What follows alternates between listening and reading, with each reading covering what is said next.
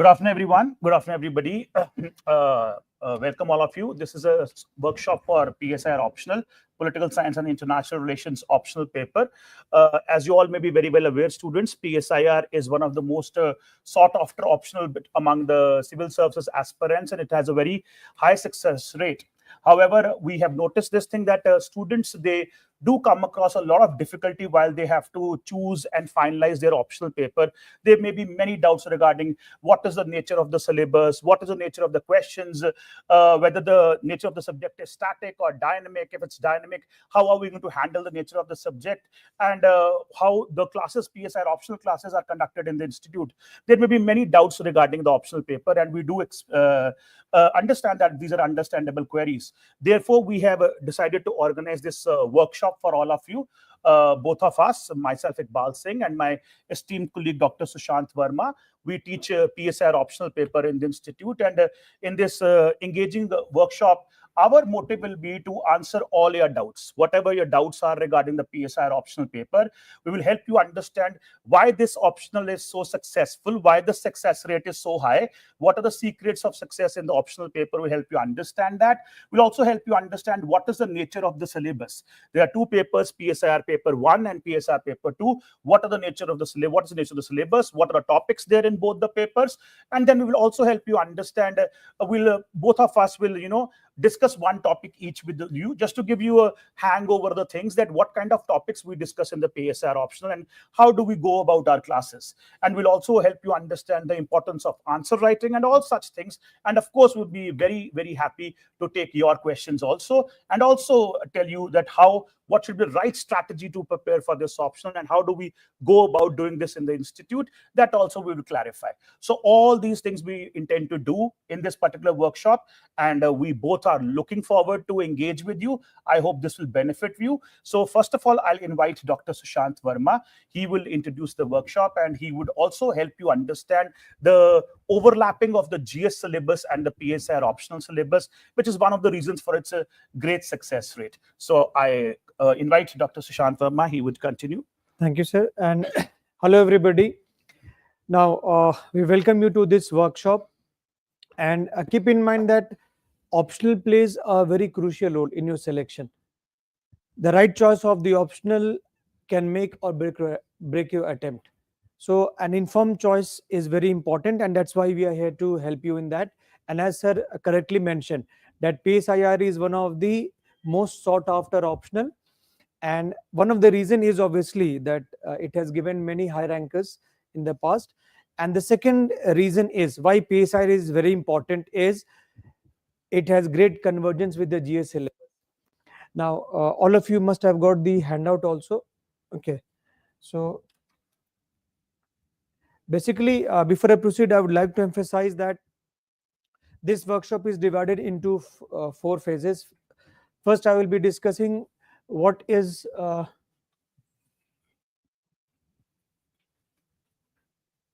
different.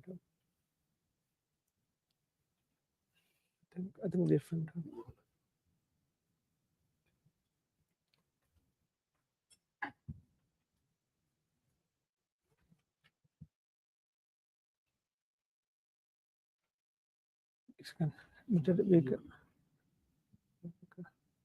Doesn't hand.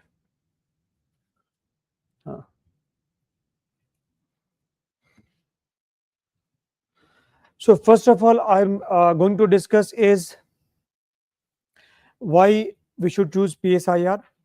Second, Iqbal sir will be discussing what are the salient features of our program. In third, we will be taking up discussion of paper 1 and one topic related to paper 1. And then Iqbal sir will come and he will be taking a discussion of detailed syllabus of paper 2 and one topic of paper 2. And in the final, we will be ready to take up your questions. So your online students, I hope you have got this handout also.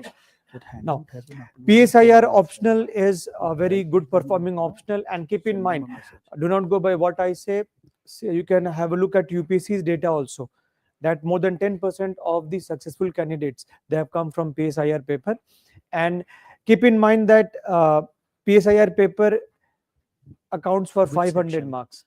And in these 500 marks, you can with a bit of It effort, must be scored material section. 300 plus, which will be very difficult It's the to handout score section. in any two of the GS Which papers. handout? So with the right strategy, optional can be your jackpot, and optional can play a very major role in not only ensuring your selection, but also ensuring that you get high rank in the examination. And you can see that one of the great utilities of political science is that it has great convergence with the GS syllabus. And all of you might have seen the essay paper also. Every year, at least one topic has been asked from PSIR paper. For example, if you are aware, one of the topics which UPSC had asked in recent times is no one can step in the same river twice. This question has been asked in essay, and it's nothing but the philosophy of Heraclitus, which we discussed while discussing Plato as a political philosopher. So many of the essays have been philosophical in nature, and many of them have a direct correlation with PSIR syllabus. And apart from GS paper, apart from essay paper, when you see the GS paper 1, 2, 3, and 4, you find PSIR syllabus has a great convergence. Now, for your convenience, we have listed the topics which are overlapping, as well as for your convenience, we have also given you the syllabus. You can of paper 1 and paper 2 both, which you can see. For example, if you see the convergence with GS syllabus, now these topics in GS paper 1, you can find they are already taught in detail in PSIR paper. For example, on page number, I think on page number 6, there's a PSIR syllabus. You can see. Sorry, yeah. On page number 4, you can see there is IGP section. All of you open page number 4, and I will make you see how there's a great linkage in the syllabus. Now, can you see paper 1, PSIR paper 1, section B, the first topic 1A. Can you see it's about strategies of freedom struggle? And this is what we have studied in GS. The freedom struggle is there. You can see you have to study political ideologies, political philosophies like communism, capitalism, socialism, etc. Come to paper 1, PSIR paper 1 on page number 3, section A, topic number 8. Can you see political ideologies? Political ideologies, and which all ideologies are mentioned? Liberalism, socialism, Marxism, feminism, Gandhism, fascism, including. So we have to discuss all these topics in detail. So you will definitely have an upper hand when you come to GS paper 1 as well. And you can see the effects of globalization. Now come to paper 2 syllabus on page number 6, I guess. Paper 2 syllabus. Paper 2 PSIR section A. Can you see there's a topic on globalization? Effects of globalization. I think it's topic number 3. Paper 1 section A, topic number 3. Can you see the effects of globalization on developed as well as developing economies? So that's what we will be discussing in detail, including the theories related to globalization, how with the Trump coming, the deglobalization term has become famous. So all these things we'll be discussing here in detail. So obviously you will have a clear picture as compared to other students who have taken other optional in this.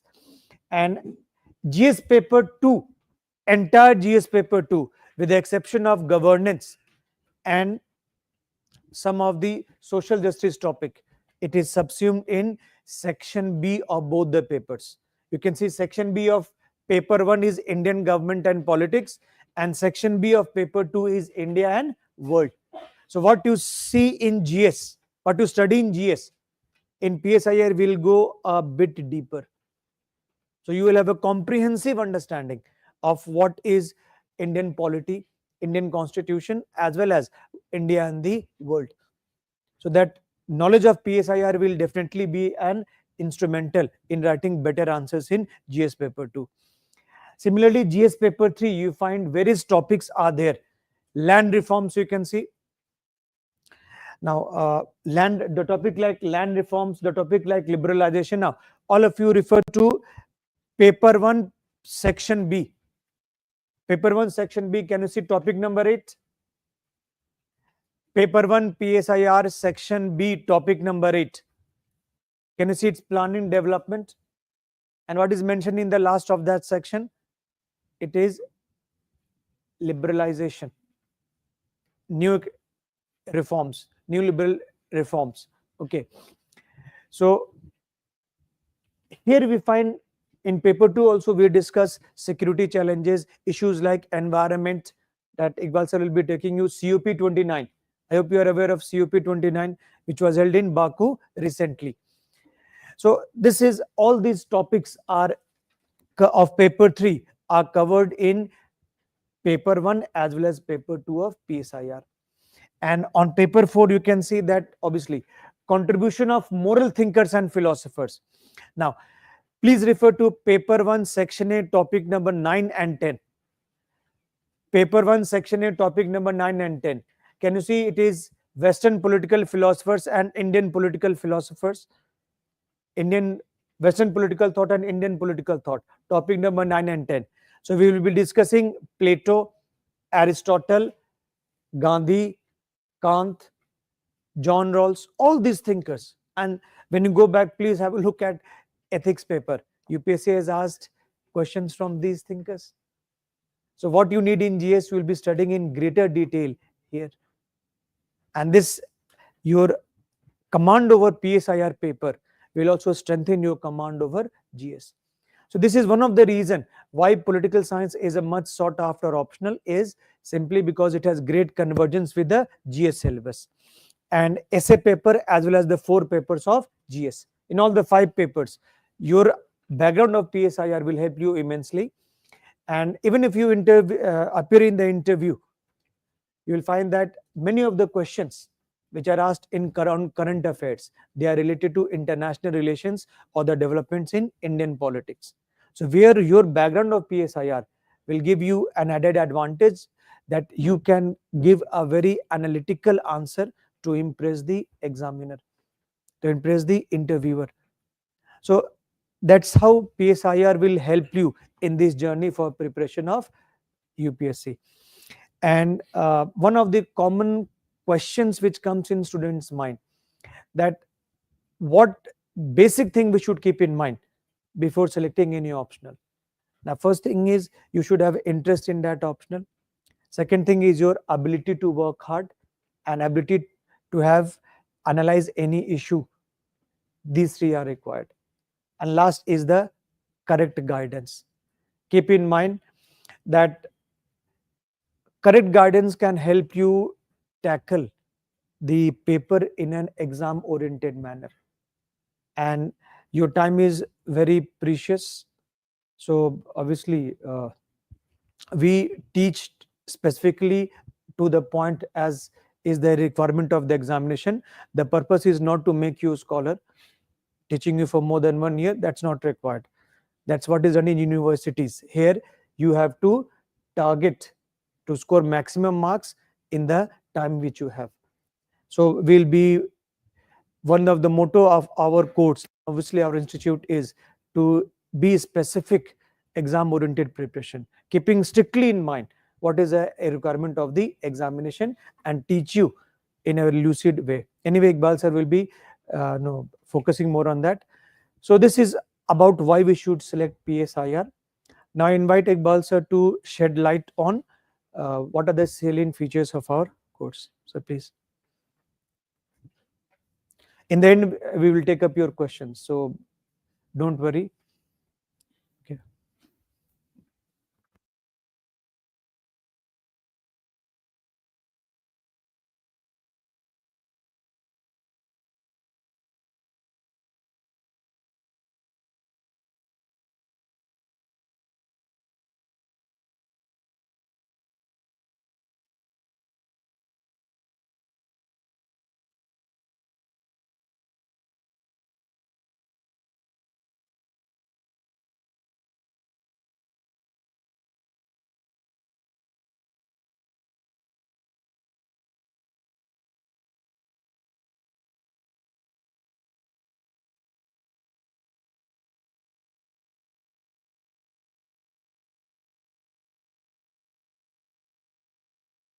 competitors. Am I audible to all of you? Okay. Am I audible to all of you online students also? Am I audible? Fine. So what I was mentioning was that, very correctly mentioned by Sushant sir, one of the reasons for the success of this PSIR optional is its great amount of overlapping with the GS papers, ethics paper, essay paper. So therefore, the optional student, the PSIR optional student, is also bound to score good marks in GS, in essay, in ethics. So it obviously gives the optional student, PSIR optional student, a competitive edge over its competitors. And that is the reason why students, the success rate for this particular optional is very high. A PSIR optional student is bound to score good marks, not just in PSIR paper 1 and paper 2, but also gets very good marks in GS papers, particularly GS paper 2, GS paper 1, and also GS paper 4, which is related to ethics. And also in the essay paper also, the optional student, the political science optional student, has an edge to write academically rich, qualitative essays. So that is the reason why it is very successful. Now, students, I would also like to tell you that what should be the approach to, approach this particular optional. How do we go about PSIR optional as far as our classes in Vajiram and Ravi is concerned? As you all must be quite inquisitive to know about that. So students, our objective here is that we want to provide one-stop solution to our students as far as the optional paper is concerned. And we do understand what is the requirement of this optional paper, and we tend to, our commitment is to adhere to all those requirements while teaching political science to all of you. So students, as far as the teaching of the PSIR is concerned, our focus always is to, focus more on explanation in the classes. It's very important that, the students is able to develop, they are able to develop crystal clear conceptual clarity and theoretical understanding in the all topics of PSIR optional, whether they are PSIR paper 1, PSIR paper 2. One problem which PSIR optional students have, this is one of the reasons where a lot of them are not able to do good also, is that, like just Sushant sir mentioned, that there's a great amount of overlapping between the PSIR optional syllabus and your GS syllabus. So a lot of students, they do this mistake. In the PSIR optional papers, they tend to write GS-like answers. They tend to write GS-like answers. They are not able to differentiate that what is the difference between a GS answer and an optional answer. For example, India-Pakistan relations. You all may be very curious to know about that also. This is one of the topics of the PSIR syllabus and also the GS syllabus. Now, if you get a question in GS paper 2 to analyze India-Pakistan relations, the approach will be very different. The approach will be discussing that what are the disputes between India and Pakistan, what is the present status of the relationship, what strategy India is following to counter the proxy war strategy of Pakistan. This would be the details of your GS answer. But if the same question with the same language is asked in the PSIR optional paper, the approach has to be different. While attempting the same question in the optional, you have to write academically rich optional answer. You'll have to use, your expectation from you is much more than GS here. So you have to make use of IR theories, IR concepts while analyzing India-Pakistan relations, instead of just talking about factual developments. For example, you'll have to write what is the realist perspective of India-Pakistan relations, what is the Marxist perspective of India-Pakistan relations, what is the social constructivist perspective, different concepts, IR concepts like balance of power, security dilemma. All these you'll have to use to do an academic analysis of India-Pakistan relationship. And also you'll have to quote views of the renowned experts who have written on India-Pakistan, have written books on India-Pakistan, have written articles on India-Pakistan. You'll have to quote those experts also in your answer in the optional. So the GS answer has to be different from the optional answer. You have to understand that difference. Just because the syllabus overlaps, that does not mean that you end up writing a GS-like answers in your optional paper. And therefore, this is very important, and we understand this. That is very important that our students understand that difference. That there is a difference in the GS and the optional in terms of the kind of approach you have to adopt. Your expectation of the examiner from all of you in the optional paper is much more than what is in a GS. Therefore, students, it's very important that rote learning of notes and cramming of topics will not help you succeed in the optional paper. You'll be able to write academically rich optional answers if you have crystal clear conceptual clarity and in-depth theoretical understanding of all PSIR topics. And that is what our motto is. Our motto is to have, to help you develop conceptual clarity and also help you develop understanding over the recent trends in the paper. And therefore, students, our classes, they are not just mere dictation of notes. We focus on lucid explanation of the topics rather than only merely dictating notes to our students.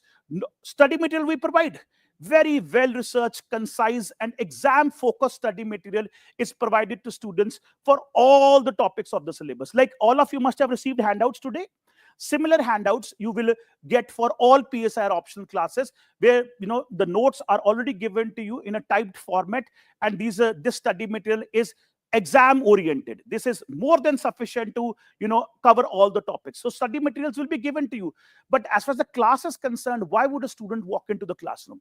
A student walks into the classroom, and you may be all from different backgrounds. I'm not assuming that all of you are from humanities. Many of you maybe from sciences. Many of you may be from medical sciences. Somebody may be an engineer. So you are from different academic backgrounds. So why do you need help? Why are you coming to the classroom? You're coming to the classroom because you need to understand the topic.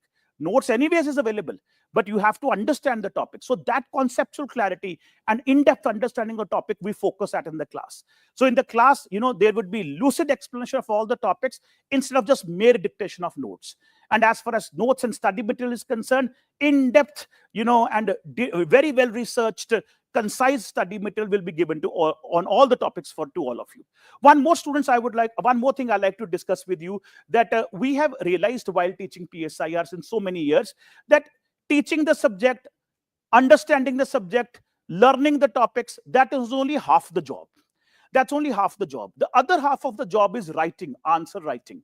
You cannot qualify this exam if you do not have good answer writing capabilities. Because students, you must understand, this is not a examination where you would be present in front of the examiner.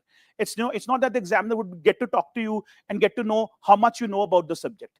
Examiner would know only what you have written in your answer script. Therefore, how do you reproduce, whether you are able to translate everything in the paper or not, and what is your answer writing ability, that will greatly determine your success and failure in this examination. Therefore, developing answer writing abilities is an indispensable feature of the PSIR course, I believe. Without if such abilities you are not able to develop, then the whole exercise is wasteful exercise. Because even if you understand all the topics, if you're not able to express yourself, if you're not able to write in the paper, then what is the point of doing these classes? Because ultimately it has to be answer writing, because ultimately whatever you learn, you have to write that in the examination in a very precise manner, very concise manner. The exam is oriented in such a scientific manner that 19 questions you have to attempt in 3 hours. 19 questions. You may not get a lot of time to strategize, structure your answers. 19 questions from different topics you'll have to attempt back to back in 3 hours. And you cannot afford to miss the paper. If your paper goes incomplete, then you're already behind your competitors. So you have to do justice to all the 19 questions. Now, developing this ability is not a cakewalk. It requires a lot of hard work. Therefore, answer writing, developing answer writing capabilities, answer writing workshop is an indispensable portion of our course. It is an integral part of our course. We do have test series as part of the course. We do hold weekly tests. That means, 6 days a week we will teach. 7th day there will be a test for whatever we have studied in the class during the week. Then there is a sectional test every month, which would be a long test, a bigger test. Then full-length tests are also conducted. So weekly tests, sectional tests, full-length tests are conducted for all our optional students, offline and online both. And this helps in answer writing abilities, developing answer writing abilities. In fact, I must tell you one more thing. After teaching each and every topic in the classroom, our endeavor is that we discuss all the previous year questions. All the PYQs we do discuss in the class. And in fact, the only book which we tell our students to buy is the previous year question booklet, because previous year questions are again very important to develop complete understanding over the nature of the topics which are asked and nature of the question paper. So PYQs also discussed after each and every topic. PYQs are discussed in the classes. Then the tests are held. And then we also have answer writing workshops with you, where we teach you how can you approach the paper, and also give you model answers and help you understand that how can you write best possible answers. That is an indispensable feature of that's an integral feature of our PSIR course. Then also students, PSIR mentorship. Both of us, myself and Dr. Sushant Verma, We are always available for our PSIR students. We do make a group of our students, and so that you can all get in touch with us whenever required. Because this exam can be very stressful at times.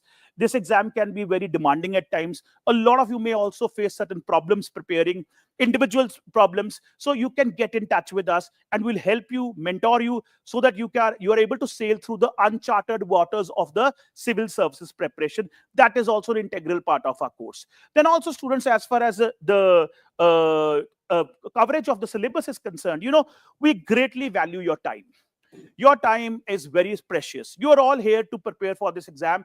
And students, you must understand, you're all paying a very heavy opportunity cost. You understand what is opportunity cost? Do you understand the concept of opportunity cost? Your college mates, your university mates, they must be pursuing their careers in respective fields. But you have given up all those opportunities, and you've taken a break in your career path to prepare for civil services. So you're all paying a very heavy opportunity cost. If you're staying in Rajendra Nagar and preparing for civil services, don't treat it as if it's a break in life, it's a holiday time. No, it's not like that. Because all your batchmates, your college mates, they are doing what in their respective careers, whatever they're supposed to do, and they're making progress. Somebody may be doing a post-graduation, somebody may be already working in a corporate world, somebody may be pursuing further specialization. So, but you have taken a break. You have taken a break to prepare for civil services. So you are paying a heavy opportunity cost to prepare for this exam. And we do respect that sentiment. That is why our commitment to you is timely and comprehensive coverage of the PSIR syllabus. The commitment is to finish the syllabus within 5.5 months, and we fulfill that commitment.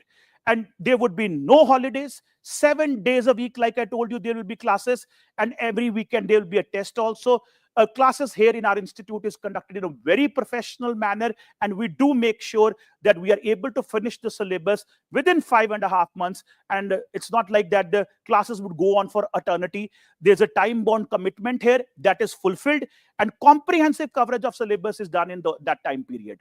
And and why do we do that? We do that because you are able to strategize for your prelims paper. You're able to strategize for your mains paper.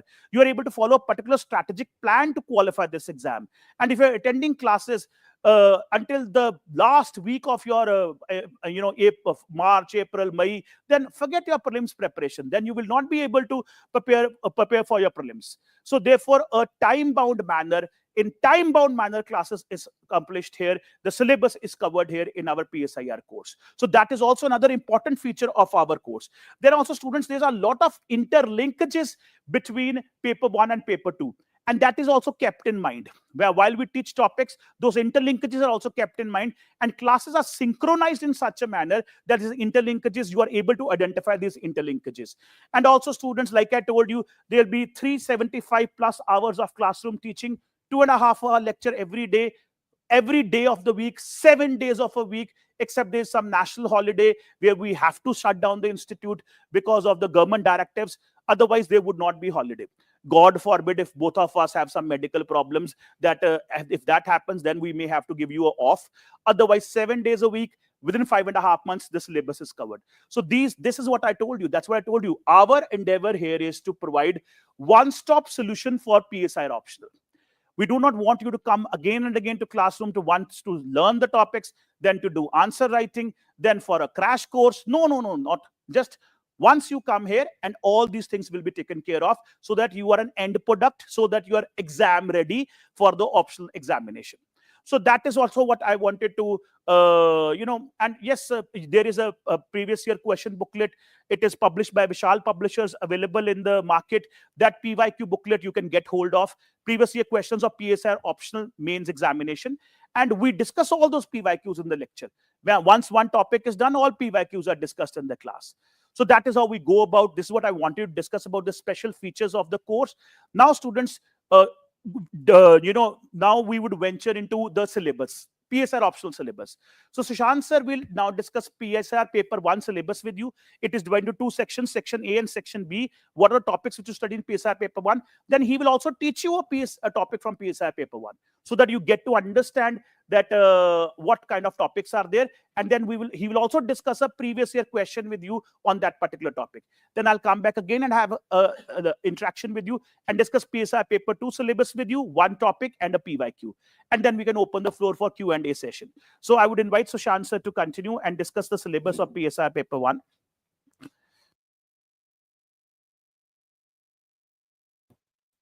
Thank you, sir. Now, since all of you have syllabus with you, for your convenience, we have shared the syllabus also. Now, as Iqbal sir correctly pointed out, that this paper has 2 sections. Every paper, if I say paper 1 as well as paper 2. Now, paper 1 as well as paper 2, both are divided into 2 sections, section A as well as section B. And you might be aware, if you have gone through the previous year's questions, the way UPSC asks the questions in the main examination, it's also divided into section A and section B, where 4 questions are asked from section A, 4 questions are asked from section B in both the papers. And you have to attempt in total 5 questions out of 8 questions. Here, question number 1 and question number 5 of both the papers are compulsory. They consist of 5 short notes, and then you can select 2 questions from any of the sections. So altogether, you have to attempt 5 out of 8 questions. As sir also pointed out, that overall, it means 19 questions out of 28 you have to attempt. There will be a choice. And unlike university examination, there is question answer booklet. So time is also limited and space is also limited. It's not that like, the mileage of your pen determines your answer in the university examination. It's not here. And if you are spending more time on one question, you are eating into time of other questions. And the biggest challenge which you will be facing when you appear for the main examination is finishing paper on time. So that's why, when we conduct sectional test, weekly test, sectional test also, and at the end of the course, we'll be conducting full end test also. So we make it a point that students keep the time factor in mind. So initially, obviously, they are not able to do that, but gradually with practice, they're able to cope. So this, the way I say, practice makes a man oblique woman perfect. So when Virat Kohli is one of the top performing batsmen, the point is how much practice he does. Enormous amount of match practice. That's the same dedication required from you if you want to excel in this examination. So if I talk about paper 1, now section A of paper 1 is, you can say, political theory, and section B of paper 1 is IGP, that is Indian government and politics. Now, I hope that you are clear with India's preamble to India's constitution. So what does India's constitution says? The very word starts with we the people of India having solemnly resolved to constitute India into a sovereign, socialist, secular democratic republic, and to give to our citizens liberty, justice, equality, fraternity, dignity, all these things are there. Now, the very first word, we the people, it reflects a very important concept we teach, that was given by Rousseau. That is the concept of popular sovereignty. Popular sovereignty. So Rousseau says, in society, it is people who are sovereign, not the king. In those days, when Rousseau was an 18th century philosopher, he is called as father of the French Revolution. So Rousseau said, no, it's not the king who's sovereign. Louis XIV, there was a French emperor. He said, I am the state. What I say becomes a final word. And there comes a person, he says, no, it is people who are sovereign, we the people. So this very word, we the people, is inspired from Rousseau's ideas. Rousseau is a thinker which we are going to discuss. And whatever ideals are mentioned in India's preamble, you see liberty, you see equality, justice, fraternity, dignity.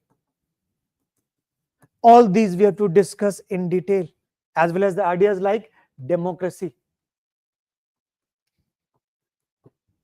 Democracy, socialism, socialist, secular, republic. Now have a look at your syllabus. Paper 1 section A. What is the third topic, paper 1 section A? Is it about justice? Now what is justice? Justice we see in everyday life. If you are reading newspaper, there was a famous case in West Bengal where Dalits were not allowed to worship the local temple built in honor of Lord Shiva, and the SDM ensured, the district administration ensured that Dalits they got an entry into that temple. And you must be aware about the debate related to NEP, New Education Policy. Tamil Nadu Chief Minister saying that no, there shall not be Hindi imposition. Okay. Now, if you impose any language on an unwilling people, is it violation of justice? Yes. Justice also says that if I'm taking questions, I should focus equally on the offline candidates as well as online candidates. So justice is a moral duty, you can say.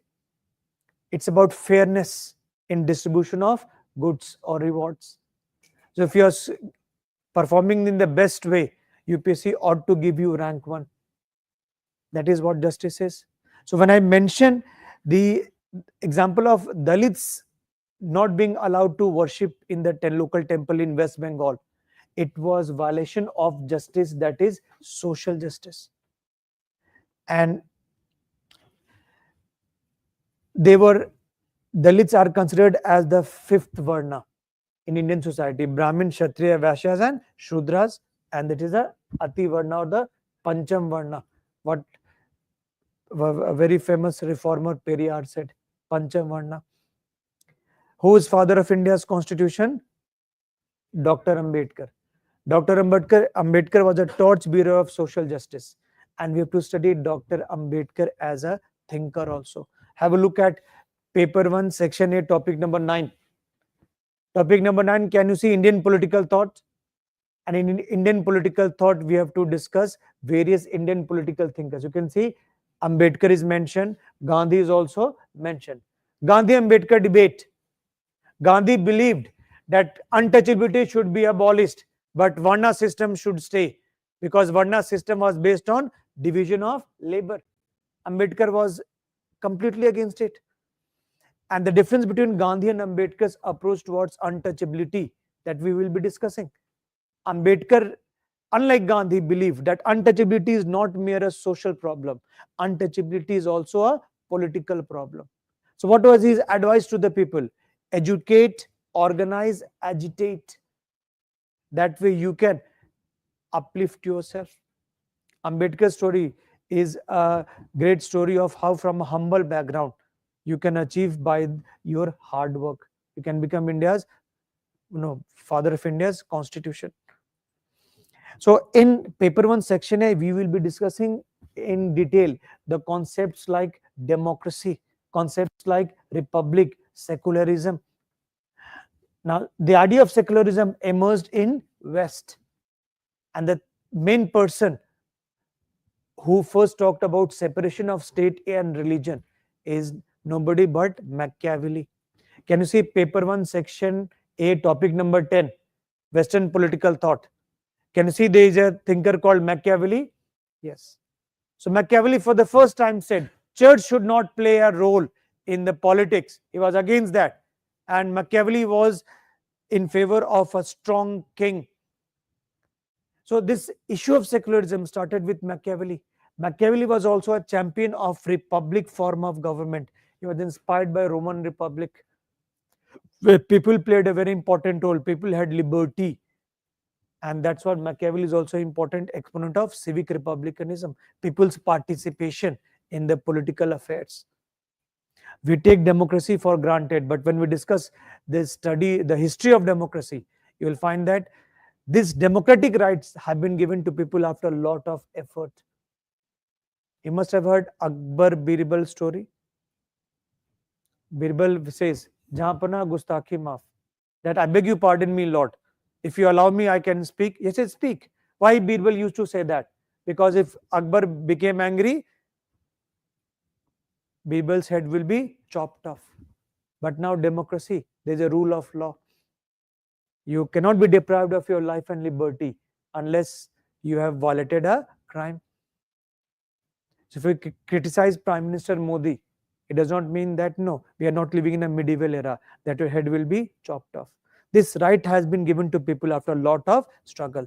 And you must have heard Abraham Lincoln's famous quotation, democracy is government of the people, by the people, for the people. But how to look at democracy? All of you must have voted. Fine, democracy is based on one man, one vote, one value. But keep in mind, for a Marxist, democracy is socio-economic democracy. Imagine if I do not have a roof over my head, I do not have food in my stomach, I do not have proper clothing. What does India's freedom means to me? Nothing. If I'm a woman, I'm confined to the household. I'm not allowed to vote outside. I'm not allowed to study. What does equality mentioned in India's constitution is for me? Nothing. If I'm from Northeast, I'm facing discrimination. What does the word fraternity and dignity mention in the constitution? Zero for me. So that's why Ambedkar said, for political democracy, this political democracy, a political equality is meaningless without socio-economic democracy. Ambedkar believed in one person, one value in all walks of life. He believed democracy ought to be not a way of arriving at decision. For him, democracy was a way of life. If I ask all of you, in a family, who takes the decision? Father or mother? In a patriarchal family, father. Why can't mother's input is taken care of? The feminists say, what is democracy for me if there is no equality in family life? So how feminist, they say, for example, feminists point out, you know what is the percentage of women MPs in current Lok Sabha? Less than 15%. And Indian government has passed a amendment act which has increased it to 33%. But is 33% applicable now? No.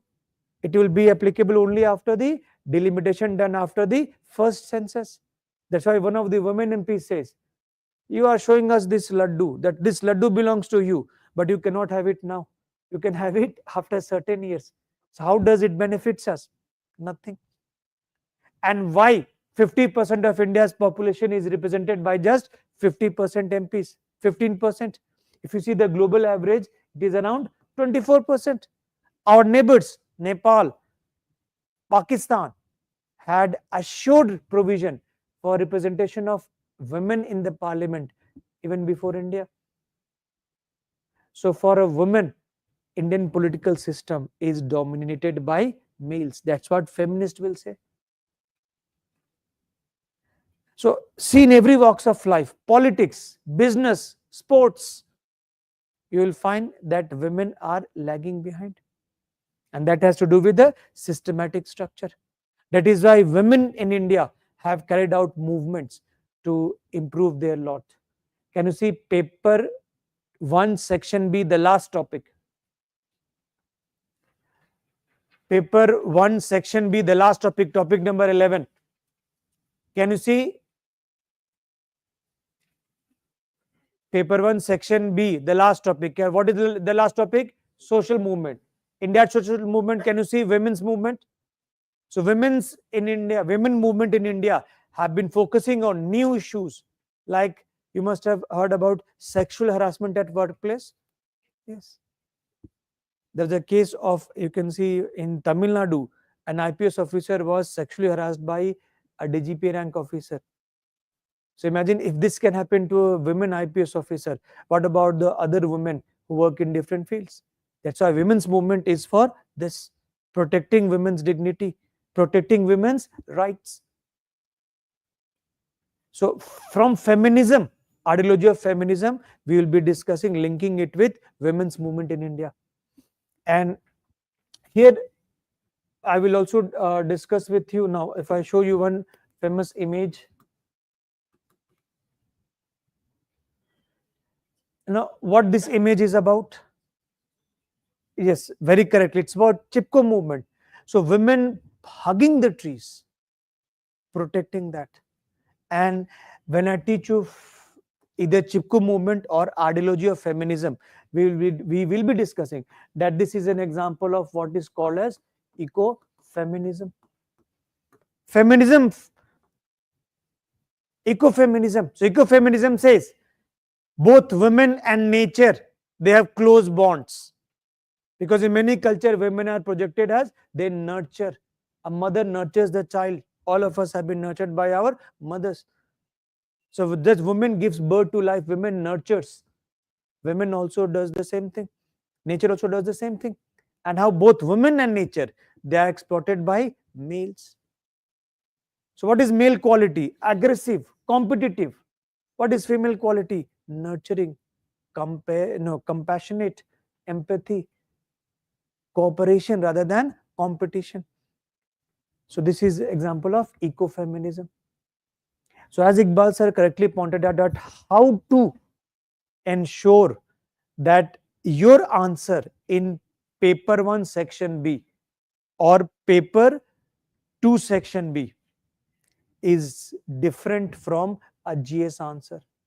So if a question comes on Chipko movement in both GS as well as optional, in optional you have to write it from a theoretical perspective.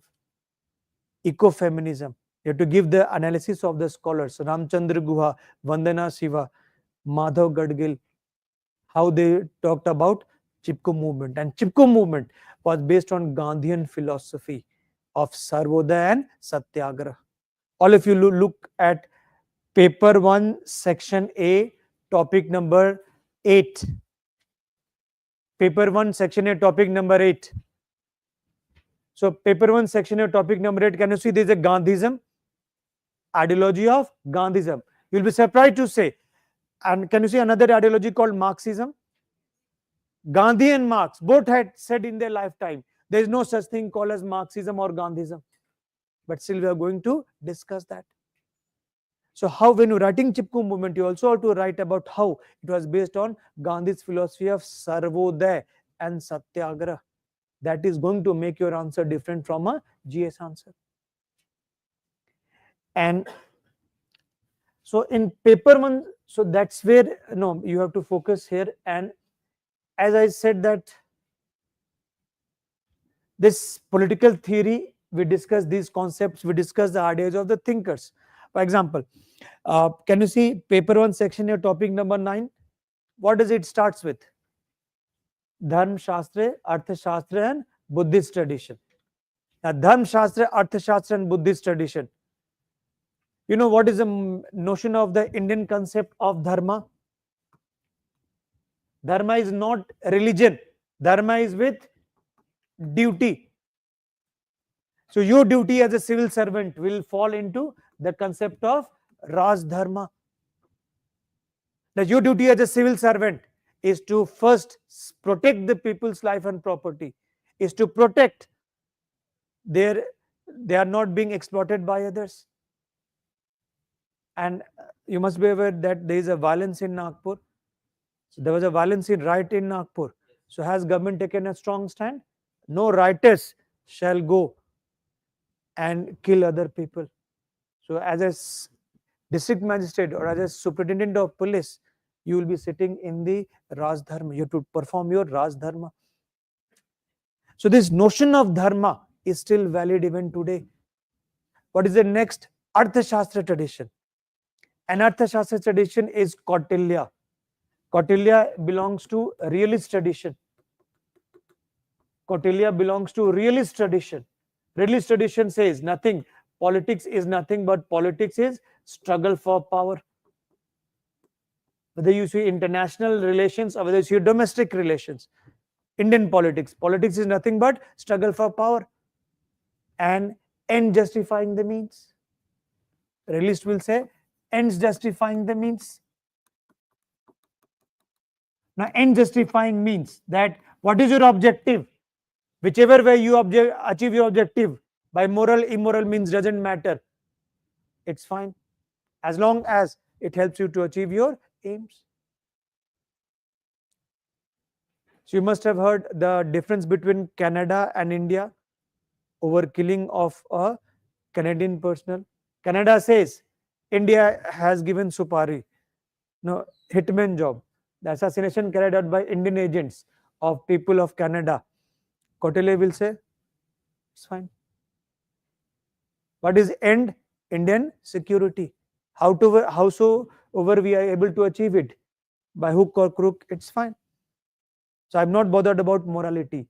The national in politics, morality is have a separate connotation. Whichever ways helps us to achieve our morality is end justifying the means. But Gandhi comes and rejects this.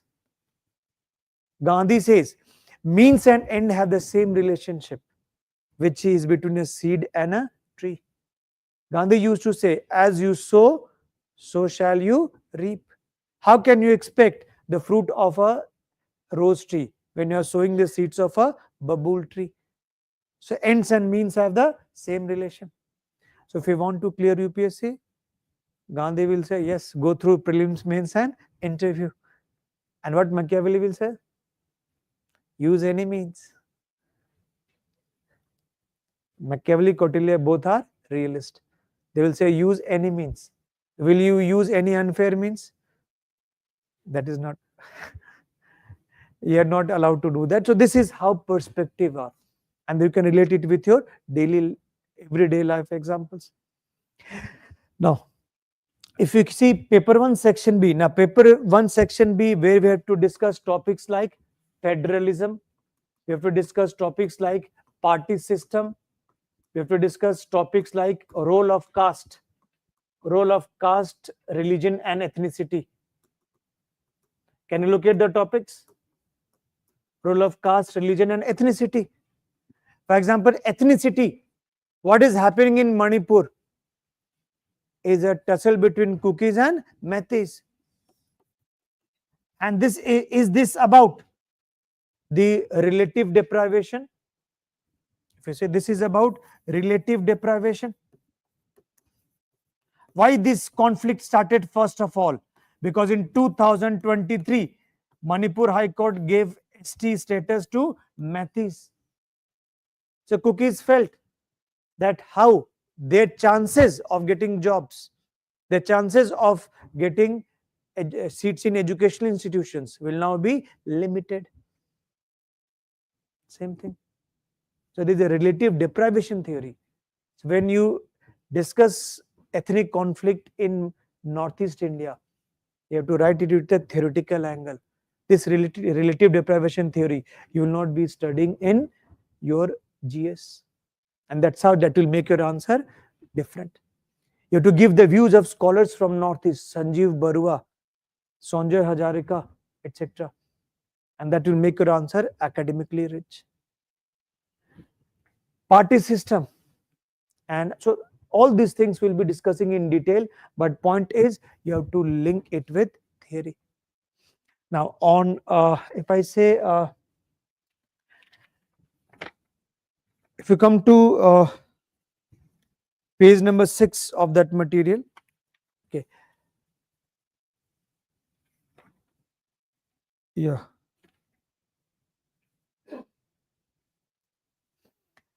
What is the 10th topic? Paper 1, section B. What is the 10th topic? Party system. And in party system, can you see a section is mentioned, it is called as trends in electoral behavior. Trends in electoral behavior. Now, in trends in electoral behavior, give me a pen drive. Now, trends in electoral behavior. If I say, now first of all, what do you mean by electoral behavior? I think you have also got the material. This material, if I say, for your convenience, I have also included one material. If I say,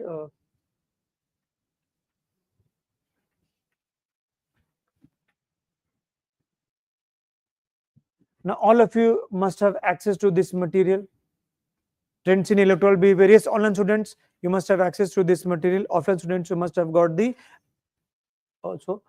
Now, point is, first of all, you need to understand that what is an electoral behavior, first of all. So, if I say electoral behavior, now electoral behavior is how people vote. First is how people vote and what influences their behavior, influences their voting behavior.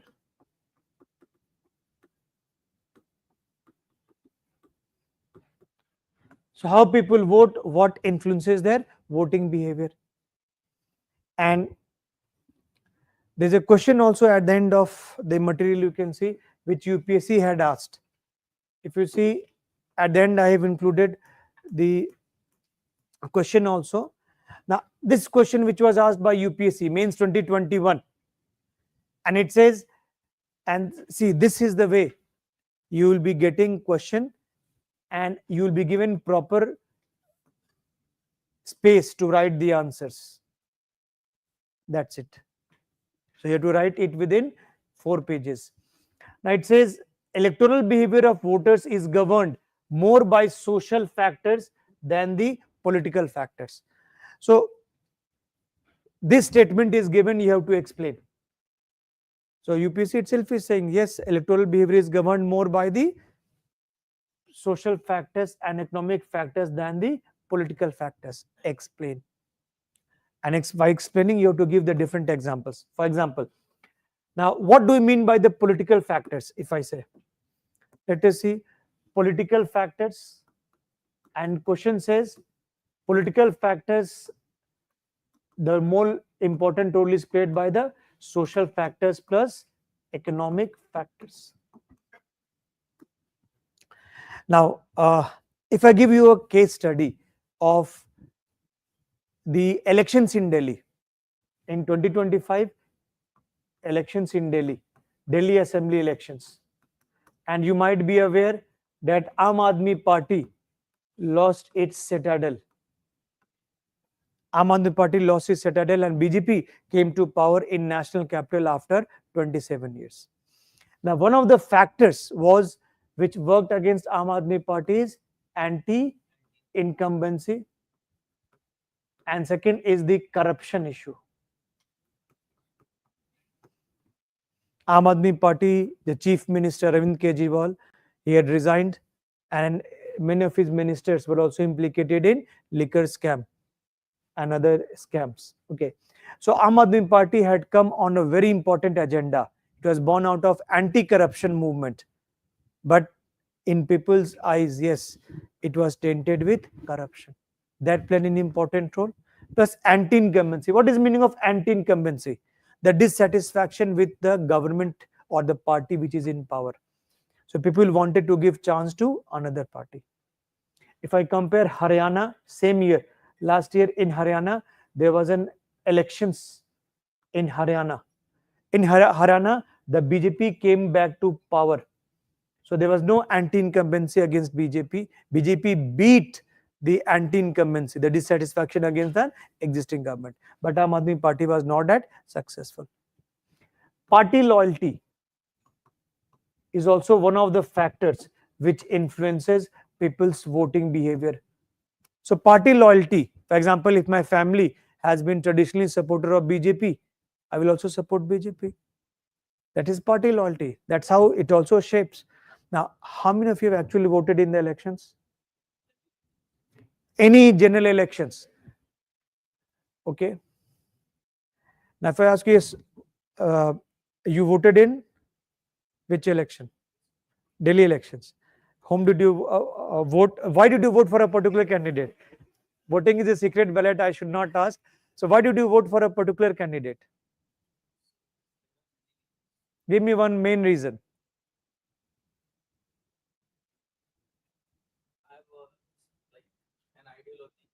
Ideology. Good. Ideology is also an important factor. So you vote on an ideological lines. Okay. Yes. Did you vote? Raise your hands. Who all voted? Yes. You tell me. Family loyalty. Good. So she voted on family loyalty, party loyalty. Fine. Yes. Why did you vote? Policies and promises. Okay. So promises, it means what you promised 2,500 rupees. Now keep in mind, in this election, BJP had promised to 2,500 rupees per month to women in Delhi. Did it swing your vote? As a woman voter, tell me. Since we're telling about policy, is it about party manifesto you're talking about? Okay. Yes, this side. How many of you voted? Yes, why did you vote for that particular candidate? It was ideological reasons as well as what policies they supported. Okay. The vote they had done in the candidate. Okay, candidate. Okay, so work done by candidate in your area. Can I say candidate had done the development work in your area? Development work in your area? Fine. Yes. Raise your hands. Who all voted? I will not ask you whom did you vote, but I will ask you why did you vote? Yes, raise. Why did you vote? Ideology. Anybody voted because of their caste or a particular religion?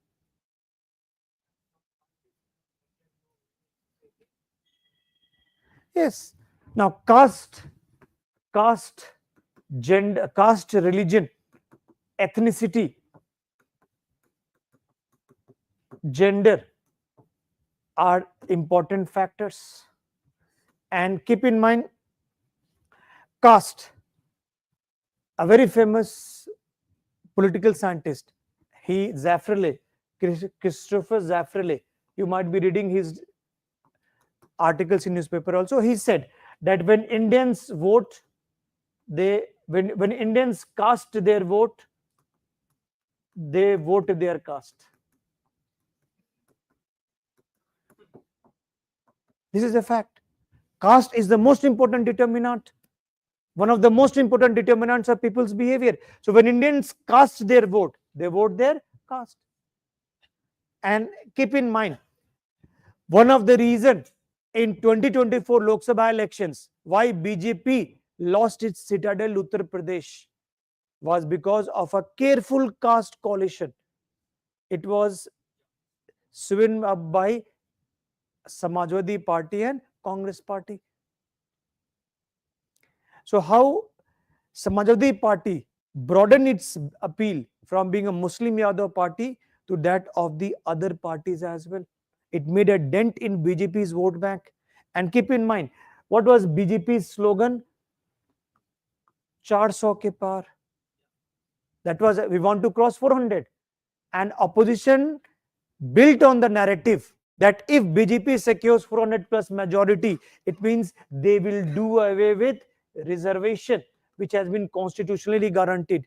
Rahul Gandhi carried a red book in his hand. That is, the sale of that book also increased after that became famous. That was Constitution's pocket book. And that raised the fear in the minds of lower caste, SC/STs in particular.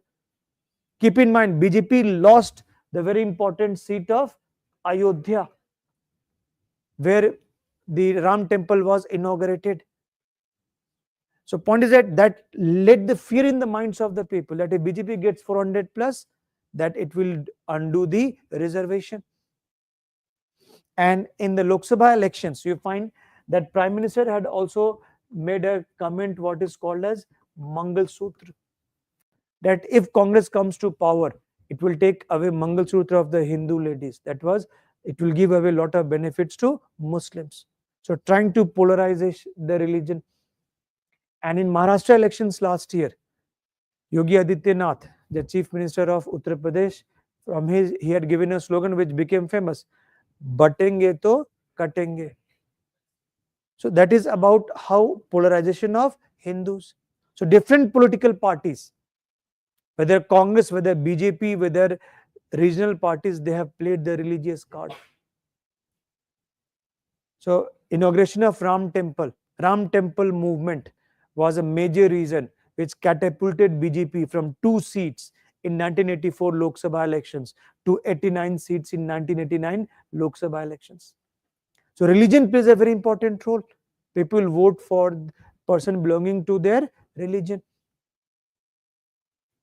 And when I talk about gender, and here you find that all political parties have now are nurturing women as a constituency, because women voters are very important.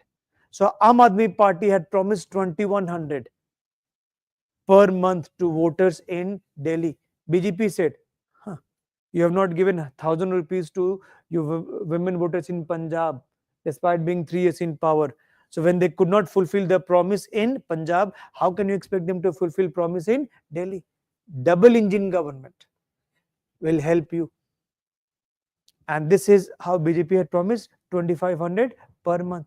BJP also said, I will continue the bus subsidy. I will also continue the electricity plus water subsidy, which is given to people in Delhi. And I will also work for the making Delhi a really great city. So point is that you have to understand that how the social and economic factors play an important role in determining people's behavior than political factors. It's not that political factors are not important. Since many of you mentioned ideology, keep in mind, foreign policy is one of the consideration. Yes. 2019 elections, many renowned scholars like Suhas Palshikar, Yogendra Yadav, they say yes, one of the reasons why BJP came to power in 2019 was muscular nationalism combined with Hindutva ideology. What was muscular nationalism? You must have discussed Uri the surgical strike or Balakot. So when Pakistan attacked us, India taught Pakistan a lesson. So we will teach Pakistan a lesson, muscular nationalism. And many surveys had said that general impression was holding of the G20 and others that India's importance has risen in world due to foreign policy of Modi government. That also shaped people's perspective. So when the UPSC asked the question that political factors are more, social and economic factors are more important, it does not mean that political factors are not important. But more important is social and economic, and you have to write it by giving the answers also. So apart from the giving the views of the scholars, now here you can link it with theory, because in very paper 1 section A is a approach called as behavioral approach. So behavioral approach, American political scientists talked about studying the actual behavior of the people, how people act as a voter, as a power holder, as a power seeker. So while writing these answers, you could have written in the introduction itself, behavioral approach. Write about behavioral approach, David Easton and others, then talk about how the political factors are important, but more important are social and economic factors, giving the examples. So writing the views of the scholars, I've discussed Zafrale, I've discussed others. And that is how it's going to make your answer more optional centric, rather than being a simple GS answer. So this is about paper 1, section A I discussed with you. Now, I would like to request Iqbal sir to discuss paper 2 syllabus, and he will be also taking up a topic. Then I will discuss, we will take up your questions and answers. Okay. Thank you, Sushant sir. So let's students briefly discuss the syllabus of paper 2 also, PSIR paper 2.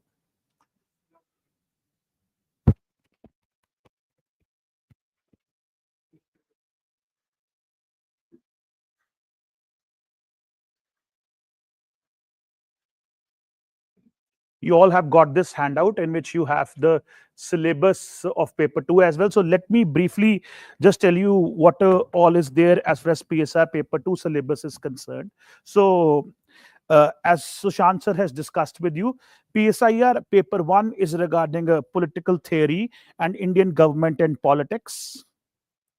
Political theory and Indian government and politics. And as far as PSI paper 2 is concerned, students, PSI paper 2 is on international relations and Indian foreign policy. Similarly, in paper 1, you have section A and section B. Same in paper 2 also, PSI paper 2 also. The entire syllabus is divided into two sections, section A and section B. Section A is regarding comparative politics and international relations. And section B is India's relationship with the world, India's relationship with the various countries of the world, India and the world. Briefly, I'll tell you about both the sections. Talking about section A, students, the first 4 chapters or the first 3 chapters of section A are related to topic of comparative politics. Comparative politics, that is the first 3 chapters precisely deal with, first 3 to 4 chapters deal with the topic of comparative politics. What do you understand by comparative politics, students? The name itself suggests comparative politics. Basically, what do? We compare political systems of different countries of the world. Both India and America, both India and US are democracies. They both have democratic political systems. But do you think they both have the same, exactly same system? No. India, as you know, has a parliamentary form of democracy, whereas America has a presidential form of democracy. For example, in India, the judges of the Supreme Court, what is the retirement age? Do you have any idea? 65 years. And do you know what is the retirement age for the judges of the Supreme Court of America? No retirement age. The judge is till death. So therefore, there are in the different countries, political systems may be different. In India, you know, the Prime Minister is part of the member of the Parliament. Prime Minister has to be a member of either Lok Sabha or the Rajya Sabha. There is no such requirement in US. In the US, there is clear separation of powers between executive and the legislature. President is not part of the US legislature. The US legislature is known as the US Congress. So students, that is what we describe as comparative politics. That is comparing political systems of different countries. That is the topic called comparative politics. So first 3 chapters of your syllabus are related to that. Comparative politics, nature and major approaches of studying comparative politics. When you compare political systems of different countries, do you think you should only do comparison of the type of the government or something else also? Do you think politics of a country depends only on the type of the government? Do you think the nature of the society also has an impact on the politics? Do you think geography also has impact? Do you think history and culture also have an impact? So there are multiple variables which you have to take into consideration while comparing politics of different countries. And that is what we do in the first chapter. We have different approaches to study comparative politics. There is a political economy approach where we study economic systems. There's a political culture approach, political development approach, political sociology approach, modern comparative politics, traditional comparative politics. Different methods are there to compare political systems of the world. That is what we do in the first chapter. Second chapter is state in comparative perspective. State in comparative perspective. Students, do you know what is a state? State is a political entity which has 4 features: sovereignty, territory, population, and government. Like India is a state. It is a sovereign state. So there's also a need to compare. We do a comparison that how state has emerged in different parts of the world. There have been nation states in the world which follow capitalist ideology, but there have also been nation states in the world which follow socialist ideology, communist ideology. There are advanced industrialized states, there are poor states, there are developing states, least developed states. So there has to be a comparison also here that how state, the institution of state has evolved in different parts of the world. That is your second chapter. Then the third chapter is politics of representation and participation. This is particularly important towards those countries which have democratic political systems. In democratic political systems, there are important institutions which play a role in politics of representation and participation. For example, political parties, pressure groups, social movements. So we compare the political parties of the political party systems of different countries of the world. It's again comparative politics only, comparing political parties, comparing social movements, comparing pressure groups. For example, students in India, we have a multi-party system. We have multiple political parties. They do perform the job of interest aggregation, and also we have pressure groups in India. So, but if you compare it with the America, for example, US, for example, in US you have a two-party system only. There are only two political parties, Democrats and Republicans. The present president of America, Donald Trump, is a Republican. The previous president, Joe Biden, was a Democrat. So it has a two-party system. We have a multi-party system. So in different countries, political parties, the way they develop, the way they are structured, there are differences.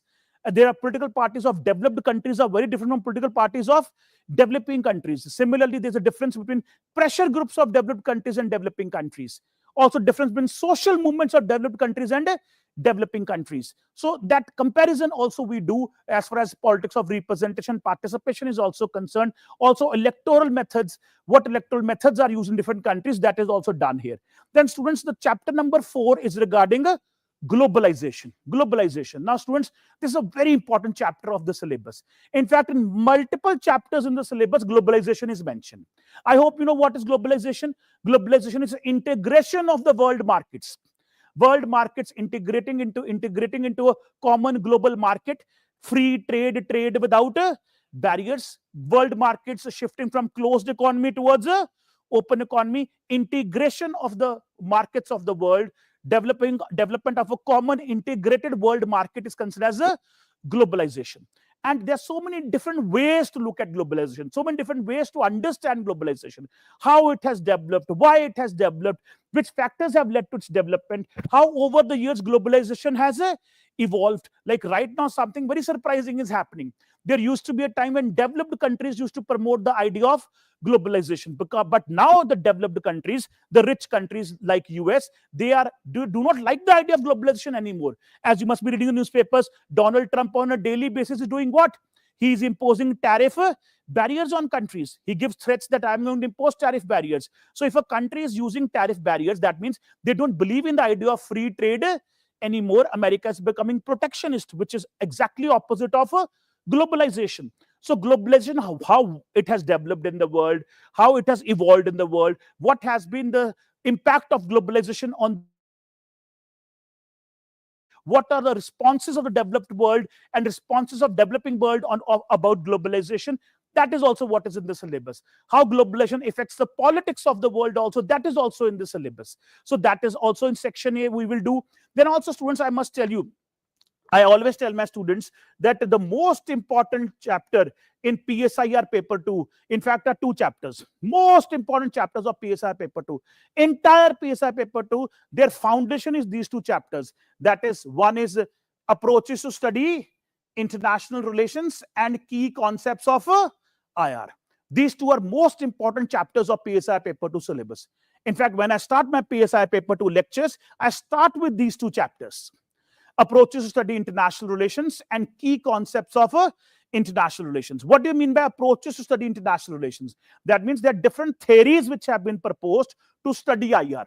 Different theories, theory of realism, idealism, Marxism, functional theory, postmodernist theory, constructivist theory, system theory. Different theories have been proposed to study IR. And that's what I was telling you in the beginning of the workshop, that how do you differentiate a GS answer and optional answer? In the optional answer, you have to learn to use theories in your answers. You have to do theoretical analysis of the IR development, which is not required in the GS paper. These theories will make your optional answers different from GS answers. And then the key concepts of IR. What are the most important concepts used in international relations? The concept of national interest, concept of national security, Rashtra Suraksha, the concept of power, balance of power, nuclear deterrence, nuclear proliferation, the role of transnational actors, which would include multinational corporations, terrorist organizations, global NGOs like Greenpeace, Amnesty International, the idea of collective security. Also, again, globalization. So these are the key concepts of IR. These two chapters, students, are very important chapters of the syllabus in which you study theories to study IR and also the key concepts. Then students, we also study evolution of the international political order. We study the evolution of the world order. Students, international relations is not a static academic discipline. International relations is very dynamic. Why it is dynamic? Because IR relations between states over the years, they keep on changing. For example, students, do you know about the Hiroshima Nagasaki bombings, the nuclear attacks? So which country had dropped nuclear weapons on Japan during Second World War? US did this. This is the worst thing you can do to anybody. The worst thing you can do to a country is drop nuclear weapons on that country. There's nothing bad than that. That's what America did to Japan during Second World War. That means America and Japan were rivals. What is the status of America-Japan relationship today? Today they are friends. Today they are sworn brothers of each other. So countries which were once rivals today are friends. 40 years ago, what was India-US relationship? We had a very bitter relationship with America. 40 years ago, we were more closer towards America's rival Soviet Union. Today, India and US have developed a great amount of friendship. 40 years ago, we never used to support Israel. We used to support Palestine. But today, we have developed very good relations with Israel also. So much so that Israeli Prime Minister Benjamin Netanyahu now says, India-Israel marriage is made in heaven. That is the kind of change which has happened in India-Israel relationship. And America and US and Pakistan used to be very close once upon a time, like 40, 50 years ago. But now US-Pakistan relations have deteriorated, and now Pakistan is developing closeness with America's rival, which is China. So my whole point, why I'm giving you these examples is to make you understand that world order, international politics, it doesn't remain static. It's always changing. It's always evolving. The way Joe Biden was supporting Ukraine, if you remember, just a couple of months ago, but the new president of America has literally dumped Ukraine and has stopped, supporting Ukraine in this war with Russia. He's now telling Ukraine that if you want military support from America, you will also have to give something in return. You give your critical minerals to America. So the policy has changed. So international politics, it's always evolving. It's always changing. There used to be a period when there used to be a bipolar world. Then it turned into a unipolar world. Now it is turning into a multipolar world. In fact, there used to be a Cold War period, then a post-Cold War period. Now we say there is a new Cold War emerging. There used to be a time when India used to follow policy of non-alignment. Today, India follows the policy of multi-alignment. There used to be a time America was the unchallenged hegemon of the world. Hegemony means dominance. America used to dominate the world. Now American hegemony is on the decline. So world order is always evolving. It's changing. So that is also in our syllabus here. We have to study evolution of international political order as well. Then also evolution of international economic system. Which are those international institutions which are responsible for the regulating the world economy? You may be very well aware about these institutions. They are called IMF and World Bank, and also WTO, World Trade Organization. IMF and World Bank are also known as Bretton Woods institutions. Why Bretton Woods? An agreement was signed between the countries of the world after the Second World War to develop these institutions. And this agreement was signed in a resort town in New Hampshire in US. And the name of that town was Bretton Woods. That is where the agreement was signed to develop IMF and World Bank. Therefore, IMF and World Bank are known as Bretton Woods institutions. And Bretton Woods institutions are also in our syllabus. IMF, World Bank, WTO. What is their role in world economy? What is the take of the developed countries, developing countries as far as these global institutions are concerned? Then also international organizations like United Nations. United Nations is also in our syllabus. It is the most important multilateral organization of the world. 193 members of the world are members of UN. So what is UN? What are the purposes of UN? What are the objectives of UN? Which IR theory can help you explain the existence of UN? And what are problems of UN? What reforms are required in UN? That is also in the syllabus. And then also the regional organizations. UN is an international organization, but you also have many regional organizations in the world like European Union, African Union. You have SAARC, South Asian Association of Regional Cooperation. You have BIMSTEC. You have ASEAN, Association of Southeast Asian Nations. You have NAFTA, North America Free Trade Agreement, now which has become USMCA, US-Mexico, Canada Agreement. All these regional organizations are also there in our syllabus. That is also what we have to study. Then also contemporary global concerns. There are certain important global issues which should be studied. For example, the issue of democracy, issue of human rights. Environment, do you think is a global issue? Of course, environment is a problem. Global warming is a problem. climate change is a problem with where all countries will have to cooperate, will have to work together to find solutions to these global challenges. So environment, terrorism, nuclear proliferation, issue of gender justice, these are all global issues. The theory of feminism in IR, how the feminism argues that women perspectives are ignored in international relations. Concerns of women are ignored in international relations. IR is a gender blind discipline. IR does not take into consideration gender justice. When we define IR, students, when I teach you IR in the class, I will tell you international relations is all about struggle for power. And this struggle for power leads to wars. And in wars, students, who are the biggest sufferers in wars? Women and children. Women and children are the biggest sufferers in wars. But their concerns, their grievances are never addressed in international politics. So therefore, there's an issue of gender justice also. And that is also in our syllabus. So this is your section A. This is your section A. Section A is basically IR theory, IR concepts, various international organizations, regional organizations, and study of all these organizations and global issues, and comparative politics, of course. Then the section B of the syllabus. Section B is India and the world. India and the world. That means how is India engaging with the world? What is India's foreign policy? What is India's relationship with other countries of the world?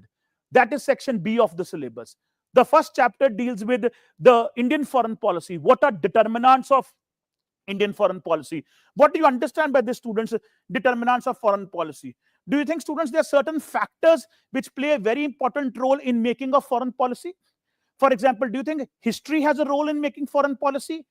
Culture has a role, geography has a role. Don't you think a landlocked country will have a separate foreign policy as compared to a country which is surrounded by sea? If you have a long coastline, then you also have to invest in your navy, because landlocked countries are not supposed to do that. So your geography, your history, your culture, leadership, domestic politics, international politics, all of this has an impact on a foreign policy making of the country. These are five factors which affect making of foreign policy, that is known as determinants of a foreign policy. So what are determinants of India's foreign policy? Detailed discussion on all of that.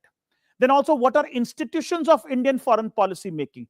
Which are those institutions which contribute towards making India's foreign policy? Do you think Prime Minister's office contributes? Do you think Ministry of External Affairs contributes? Do you think Parliament contributes? Do you think National Security Advisor contributes? There are many such institutions in our country which are involved in making a foreign policy. So a detailed discussion of these institutions also we have to do in this particular chapter. And also how Indian foreign policy over the years have evolved. Evolution of the Indian foreign policy. How it has changed from non-alignment to multi-alignment. That is also part of the syllabus. Then also how India, what has been India's contribution? What has been India's contribution as far as non-alignment is concerned? During Cold War period, we used to follow the policy of non-alignment, which over the years have changed. What changes have happened? Why those changes have happened? And also, what is India's relationship with its neighbors in South Asia? India's South Asian neighbors, which will include Afghanistan, Pakistan, Maldives, Bangladesh, Nepal, Bhutan, Sri Lanka.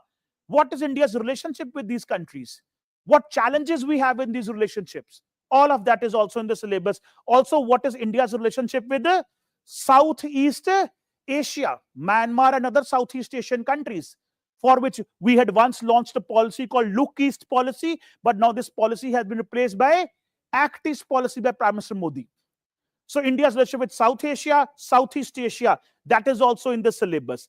Then also we discuss what is India's relationship with the global South. That is also in syllabus. What is global South, students? What do you understand by global South?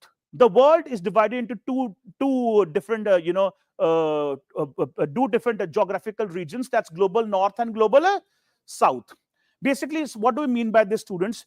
Majority of the rich countries of the world. I'm saying majority. Of course, there will be exceptions. Majority of the rich countries of the world are in the northern hemisphere. So the rich world is known as global North. And majority of the poor countries of the world are located in the southern hemisphere. Of course, there will be exceptions also. So the poor world, the group of developing countries of the world, that is described as global South. That is described as global South. Because if you look at the history of the world, the northern countries, they had colonized the southern countries. The European northern countries, they had colonized the countries of Africa, Asia, Latin America. So that is why the global north, Europe, North America, they are the rich world. Whereas Africa, South Asia, this is the poor world, and even parts of Latin America. So therefore, there is this global north and global south. So what has been India's relationship with the global south? What has been India's relationship with the developing countries of the world? India has been the voice of the global south. India has always at the international level, India has always tried to support those issues which are important for the global south, whether it is climate change, development, trade, IMF, World Bank. Everywhere India has taken up positions for global south. In fact, recently we also hosted Voice of the Global South Summit in India, just before the G20 summit. So India's relationship with the global south, that is also in the syllabus. Then also India's relationship with the major countries of the world, global power centers of the world, countries like US, the group of European countries which is known as European Union. 27 European countries have formed this organization called EU. Then Japan, China, Russia, major power centers of the world, India's relationship with these countries. Then what has been India's role in the United Nations? India is a founder member of UN. What contribution India has made towards the development of United Nations? What is India's position on the topic of UN reforms? So that is also in the syllabus. Then also, very important, India is a nuclear weapon state. We are a nuclear weapon state. There are only 9 countries in the world which have nuclear weapons, and India is one of them. Therefore, it is also in our syllabus to discuss what is India's nuclear policy. What is India's nuclear doctrine? You may have heard we have a doctrine called NFU, no first use doctrine. That means we will never use our nuclear weapons first. Then when are we going to use it if we are not going to use it first? We will use it if we are attacked. We will use nuclear weapons to defend ourselves. We'll never use it first. That's called NFU doctrine, no first use. That means our nuclear weapons are not for an offensive purpose. They are for a defensive purpose. So India's nuclear policy, India's nuclear doctrine, that is also in the syllabus. Then India's relationship with West Asia, India's relationship with troubled areas like Afghanistan, that is also mentioned in the syllabus. And India-Israel relationship, India-West Asia relationship. West Asia are countries, Arab countries, and countries like Israel, which are also known as, this region is also described as Middle East. The Western countries, they describe this region as a Middle East. We describe this region as a West Asia. Why? Because our vantage point is different. For example, if you're sitting in New York and you're looking towards Saudi Arabia, in which direction are you looking towards? You're looking towards the east. You're looking towards east. If you're sitting in New York and you're looking towards Saudi Arabia, you're looking towards the east. Extreme east is China, Middle East is Saudi Arabia. So all these Western countries, they describe this region as Middle East. But if you're sitting in Delhi, in Rajendra Nagar, and you're looking towards Saudi Arabia, you're looking towards your west. Therefore, the same region we describe as West Asia. The Western people, they describe it as a Middle East. That is also in our syllabus.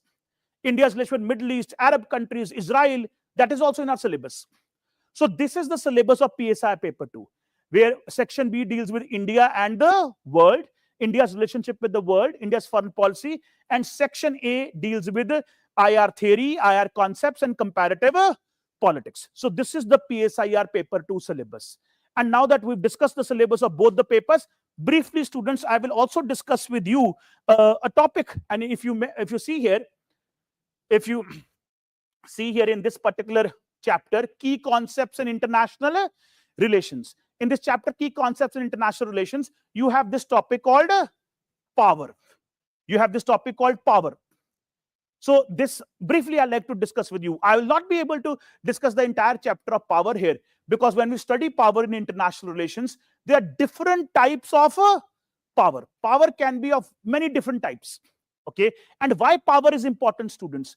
Because in international relations, all states, they want more and more power. States, they have a power. We do see a power-seeking behavior on the part of states and nations in international politics. In fact, IR experts, they say that IR is nothing but struggle for power. All countries are competing with each other to have more and more power. But then the million-dollar question is, how do you define power? What is power? So in political science, in international relations, many experts and theories, they have given different types of power. For example, there's hard power, there is soft power, there is structural power, there is fast power, there is sharp power, there's relational power. There's so many different types of power are there, which we study in our classes. But here, for this workshop's purpose, I've only chosen one which I will discuss with you. That is the idea of a soft power. You all must have got a handout on soft power. Let's briefly have a discussion on the idea of a soft power. Let's discuss soft power briefly with you, and then also let you understand that what kind of questions are asked from this particular topic. So let's have a discussion on the idea of soft power, students.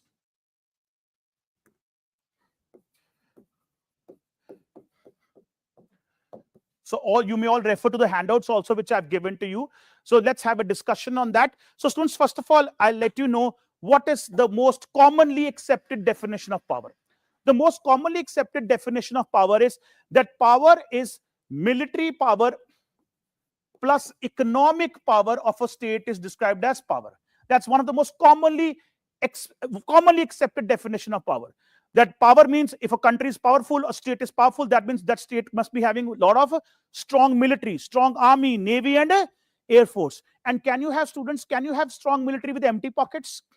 No. In order to have strong military, you must have also strong economy. So military power plus economic power of a state is described as the hard power of the state. Military plus economic power of the state is described as hard power of the state. Now, this is the most commonly accepted definition of power. That power is basically military power plus economic power. That's called hard power of a state. But students, after the end of Cold War, when Cold War ended, a new concept of power was suggested. And this new concept of power was suggested by an American scholar, by a liberal scholar. He belongs to theory of liberalism. His name is Joseph Nye. Joseph Nye suggested the concept of a soft power. He suggested the concept of soft power. And the concept of soft power which he suggested is different from the concept of a hard power. What is this concept of soft power? Joseph Nye says that soft power is power of attraction. Soft power is power of attraction. He has given this new idea where he says soft power is power of attraction. That means building an attractive brand of your country at the international level. So attractive that other countries may get attracted towards you and they would want to cooperate with you. They would want to have a better relationship with you. That idea is called soft power. Joseph Nye says that soft power gives states the ability, and whenever students, I would like to clarify that whenever I utter the word state in IR classes, you must not misunderstand. I'm not talking about states of India. I'm not talking about Punjab, Haryana, Uttar Pradesh here. State means a nation. So the Joseph Nye says that soft power gives the ability to the states. Because of soft power, states, they get the ability to achieve their desired outcomes on the basis of persuasion and attraction, and without using hard power methods. And what are hard power methods? Hard power methods are military power plus economic power. So Joseph Nye says without using hard power methods, states can achieve their desired outcomes on the basis of persuasion and attraction, which is described as a soft power, So you must understand how power operates in international politics. How power operates in international politics to understand this. Basically, what is power? The power is the ability which a state has to force other countries to change their behavior against their wish. That is called power. If you are able to force other countries to change their behavior against their wish, that is called power. For example, India. If I give you a hypothetical example, if one of our neighbors is trying to sign agreements with China, if one of our neighbors is allowing Chinese investments in our neighborhood, and that would obviously be a concern for India, because if China's presence, China's investments in neighboring countries is increasing, that will have an adverse impact on India's national security. So we can tell our neighbor that you don't develop closeness with China. Don't allow China to invest here. Don't sign agreements with China. And if you do not listen to me, then I am going to threaten you, what do? You use your hard power. If your neighbor is not listening to you, use your hard power. The other country is not listening. How will you use hard power? You will give military threats and you will give economic threats. If still the other country is not willing to listen to you, then you execute the threat. And that is how you force countries to change their behavior. That is how hard power operates. Like Russia, Vladimir Putin, he gave military threat to Ukraine that I will not allow you to join NATO. You know what's NATO? NATO is a military alliance led by US. It's a military alliance led by US. So Russians told the Ukrainians that we will not allow you to join NATO. You cannot join NATO. You should not join NATO, because if you join NATO, this will have an adverse impact on Russia's security. And then Vladimir Putin, Russia's president, he used hard power. He gave military threats to Ukraine, also gave economic threats to Ukraine. Ukraine was still not willing to change its behavior. Ukraine said, we don't care. Who are you to tell us what should we do? We will join NATO. And Joe Biden was strongly supporting Ukraine. Then, okay, fine. Then Russia said, fine. Then Russia executed the threat. You first give the threat, then if it still doesn't work, then you execute the threat. Russia first gave the military threat, then Russia attacked Ukraine. Russia attacked Ukraine. This war has been going on since 2022, Russia-Ukraine war. And one can say Russia has been successful in preventing Ukraine's membership of NATO. Russia has not allowed Ukraine to join NATO, in fact, has captured Ukrainian territories. So that means Russia has used its hard power. When you force other countries to change their behavior against their wish, that is what power is. That is how power operates. And one method of doing that is by giving military threats and giving economic threats. That is use of hard power. Okay, like if one of our neighbors is not willing to listen to us, we can tell our neighbors that you can give military and economic threats. If still not, if things don't change, then you can tell the other country that we are going to execute the threat now. We are going to attack you if you're not willing to listen to us. So that is how hard power operates.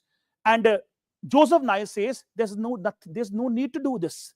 Joseph Nye says in order to force other countries to change their behavior, there is no need to use hard power methods. There is no need to use military threats and economic threats. He says all this can be done, all this can be achieved through power of attraction, which is described as a soft power. He says build an attractive brand of your image, such an attractive brand of your country, such an attractive brand that other countries would be naturally attracted towards you. Other countries would want to cooperate with you. They would want to have a good relationship with you. They would want to cooperate with you. And all this can be done just by developing power of attraction. There is no need to use military threats and economic threats. There is no need to use hard power. That is why Joseph Nye says. Joseph Nye says soft power, it gives the state the ability to achieve its desired outcomes on the basis of persuasion and attraction without using hard power methods. That is how the idea of soft power is different from the idea of hard power. Hard power is about military and economic threats. Soft power is about power of attraction. But the million-dollar question now, students, is how do you develop this power of attraction? How do you develop the power of attraction? How do you develop that power? It's not a beauty pageant where you can do a ramp walk and have power of attraction. So how do you develop power of attraction in international politics? You know, hard power has two resources, military power and economic power. Soft power has three. There are three resources which can be used to develop power of attraction. The first one is culture. First one is culture. If you have, rich cultural heritage and civilization, if your culture is respected by the entire world, this will help you develop an attractive brand of your country. This will help you develop a power of attraction. For example, if I have to give you India's example, you are all very well aware, yoga is part of India's culture. And we have been trying to popularize yoga all around the world. We celebrate 21st of June as International Yoga Day. Why do we do it? Have you ever wondered why do we spend so much on yoga campaigns? Do you think there's some system in the world that any yoga asana is done in the world, India will get $1 for it? No, there's no such calculator working in the world. Then why are we trying to popularize yoga? Because yoga is part of India's culture. More popular yoga becomes in the world, the more popular India becomes in the world, it helps you develop brand India. It helps you develop India as a softer power. And it's not just yoga. There's so many different aspects of our culture. Yoga, our Buddhist culture and history. You must be aware about the Nalanda University project. Also Ayurveda, also our old historical values, our history of our Vedas, even Gandhian values. All this is part of India's spiritual culture. Then also, Indian cinema, Bollywood. Have you seen the world dancing on the tunes of Natu Natu? That is also power of India's culture. So culture, if you have rich culture gives you power of attraction. It will help you develop that brand India. The second resource, students, is political values. Political values. A country should follow such political values which are respected by the external world, which are considered legitimate political values, which other countries of the world would also want to follow. What are such political values? Values like democracy, human rights, justice, secularism. These are called liberal political values, because I told you Joseph Nye is a liberal scholar. In the classes, in this workshop, it's not possible to go into a lot of details. In the classes, I will teach you theory of liberalism, liberal theory of IR. They will study what is the theory of liberalism. Joseph Nye is a liberal scholar. And Joseph Nye says any country which follows liberal political values like democracy, like human rights, like justice, upholds minority rights, secularism, toleration, such countries are bound to be attractive in the world. The world would like to cooperate with such countries which follows liberal political values. Don't you think it's a very attractive idea when we say India is mother of all democracies? India is the biggest democracy in the world. That makes India very attractive for the world. Countries which follow democratic political system, countries which are liberal democracies, which have liberal democratic values, they are bound to become attractive for the world. The world is willing to cooperate with those countries which follow liberal political values. It adds on to your brand image. It adds on to your soft power. Why, students? Why liberal political values are so important? Because in IR, students, the biggest problem in IR is lack of trust between states. States and countries, they are not able to trust each other. Why they are not able to trust each other? Because all states are sovereign. All states are sovereign. You know what is sovereignty? The independence to have your own decisions without any external interference. So every state is sovereign. So it's very difficult to trust each other. You can never predict what the other country will do. But it is still in such an environment of lack of trust, it is still much better. It is still easier to trust a country which is a democratic country. Why? Because democratic governments are considered as more responsible. Because democratic governments are accountable to the people. They're answerable to the people. And you tell me, students, what do people want? People want conflict and war or peace and prosperity? Peace and prosperity. Therefore, democratic governments are more likely to follow such policies which are good for world peace and world prosperity. Therefore, it is easier to trust democratic governments. That is why, students, there's an IR theory which I will teach you in the optional class. It's called democratic peace thesis. It has also been given by a liberal scholar called Michael Doyle. He says if you have more democratic governments in the world will become more peaceful. So if you have liberal political values, if you follow liberal political values, that is bound to give you soft power. Other countries would trust you. They would want to cooperate with you. They would want to have good relationship with you. But you can't trust countries which are dictatorships, which are authoritarian states. Because in dictatorships, for example, North Korea, who is the dictator of North Korea? Kim Jong-un. Do you think he's answerable to somebody? No. If he's in a bad mood tomorrow morning, he will declare war. He's not answerable and accountable to anyone. So countries which are not democratic, it's very difficult to trust them, because governments which are not democratic, they are not accountable, they are not responsible. They may make such policies which are not good for world peace and prosperity. So liberal political values is your second resource, and your third resource is foreign policies. Foreign policies. Again, students, which kind of foreign policies? Liberal foreign policies. Those foreign policies where you tell other countries that we want to have friendly relations, we want to have cooperation with you. When you believe in multilateralism. Students, do you understand what is the idea of multilateralism? if there's a country which says, I do not want to cooperate with anyone, I will do whatever I want to do on my own, I'm not concerned about the concerns of other nations of the world, I do not want to cooperate with other nations of the world, such countries and their policies are known as unilateral. When two countries start working together, then it becomes a bilateral. When three countries start working together, then it becomes a trilateral. If multiple countries come together and decide to cooperate with each other and decide to have common solutions for their common challenges, that is called a multilateralism. The best example of multilateralism is United Nations. 193 countries are cooperating with each other, and they're trying to find common solutions for the common global challenges like global warming, climate change. So if you are a country which follows multilateral policy, that means you are willing to cooperate with others. For example, Donald Trump's recent decision to withdraw from the Paris Climate Agreement is a unilateral decision or a multilateral decision? It's a unilateral decision. That means America does not want to cooperate with other nations in the fight against climate change. So if you have multilateral foreign policies, if you say that I want to cooperate with others, I want to work for world peace, then also it will add on to your soft power. It will add on to your soft power. Your brand image will improve. For example, students, what was the theme of our recent G20 summit? Vasudev Kutumkum, if you remember, which means what? A, it is taken from our culture, from our history of our Vedas, which means the whole world is one family.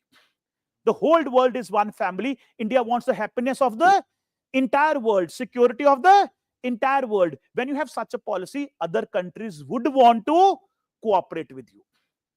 Okay, but if you say my policy is I want to conquer the world, I want to capture all territories like Hitler had done, then do you think anybody would want to cooperate with you? No. So if you have liberal foreign policies, that also adds on to your soft power. So soft power has these three resources: culture, political values, and foreign policies. Joseph Nye says by developing these three, you can develop a soft power. You can develop soft power by having these three. And also, students, furthermore, there is a tool which you can use to develop soft power. That is a tool of public diplomacy. Public diplomacy also.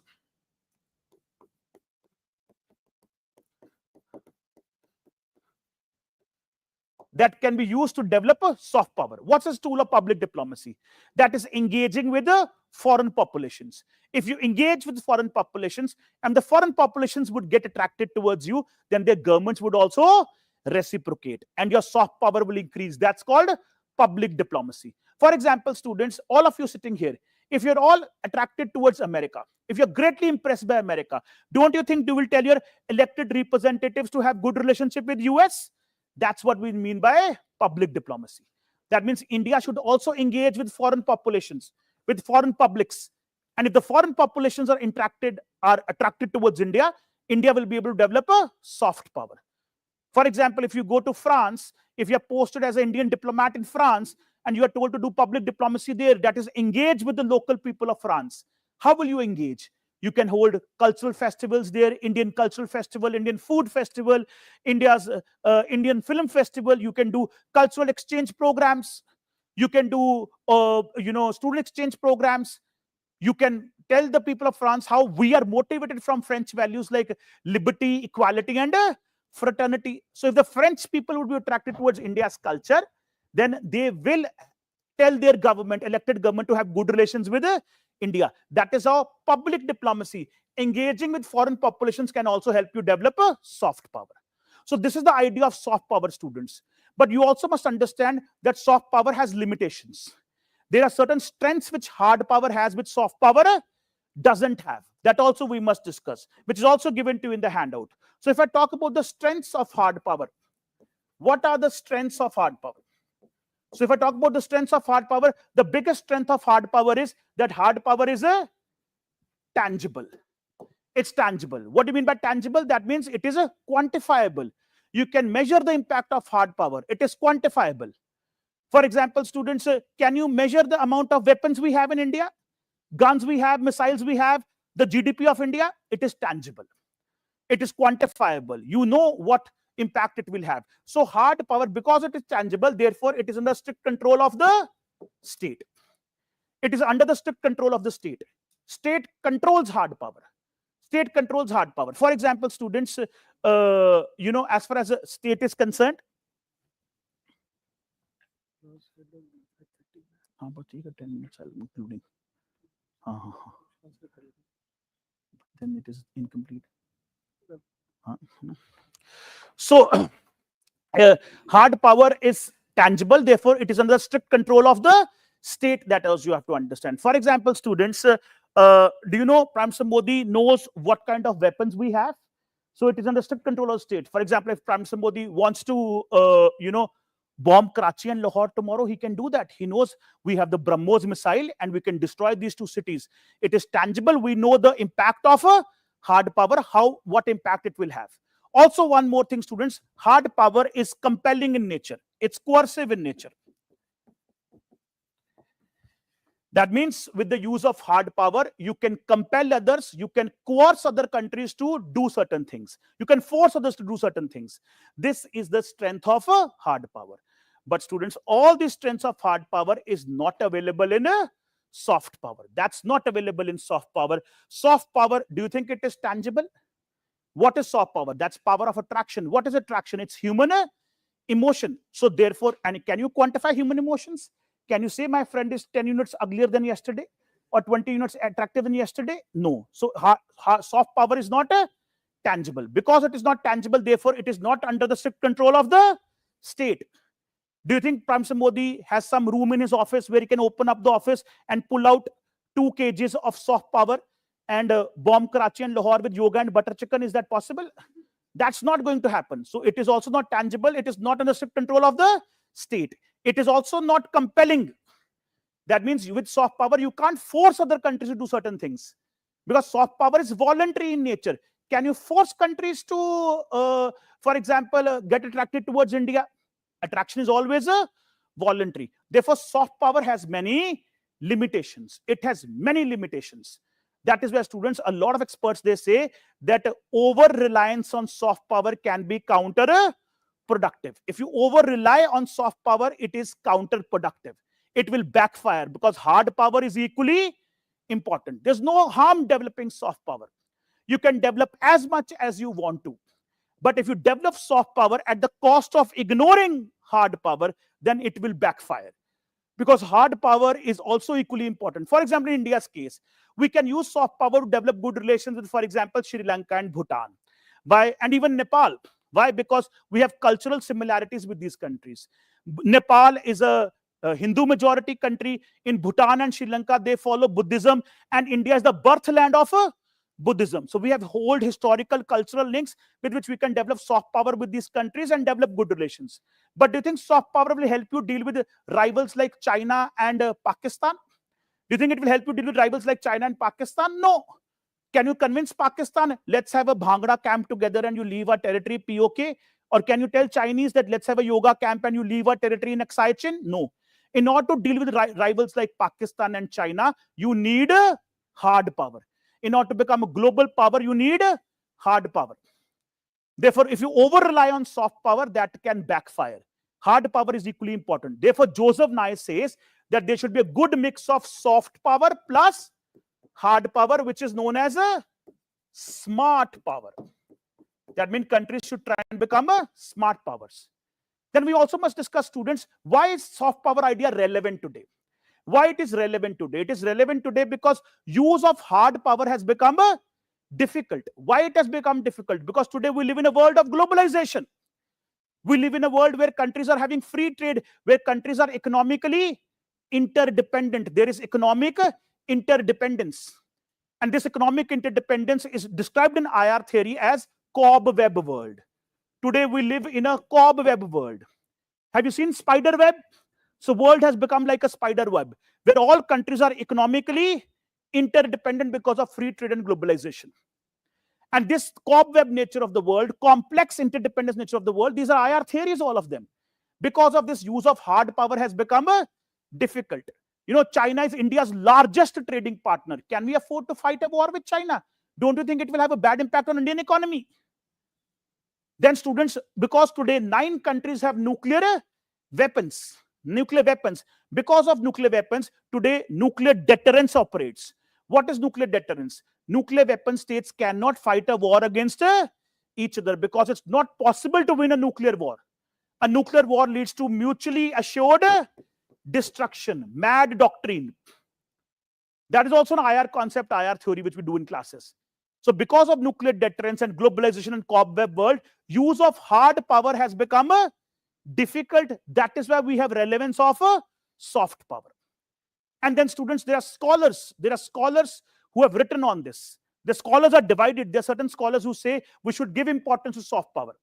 But there are other scholars who say that we should give equal importance to hard power or more importance to hard power. Hard power is more important than a soft power.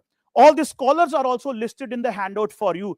For example, Shashi Tharoor, Stopdan, and Vinay Sahars Buddhe, they defend the idea of soft power.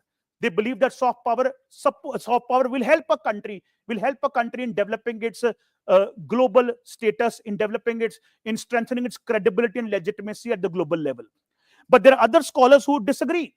For example, Joseph Nye also says that you should not only focus on soft power, you should also focus on a smart power. That's good mix of soft plus hard. And there are scholars who oppose the idea. They say hard power is more important instead of a soft power. Scholars given to you on page number 4 of your handout, scholars like Happy Moon Jacob, Chinmay Garekhan, Suhasini Haider.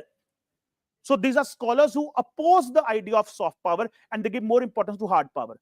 Because of paucity of time, students, unfortunately, I'm not able to discuss these expert viewpoints with you. In the class, if it was a regular class, I would have discussed these expert views in a detail with you, that what are the views of these experts and why do they believe in such a manner.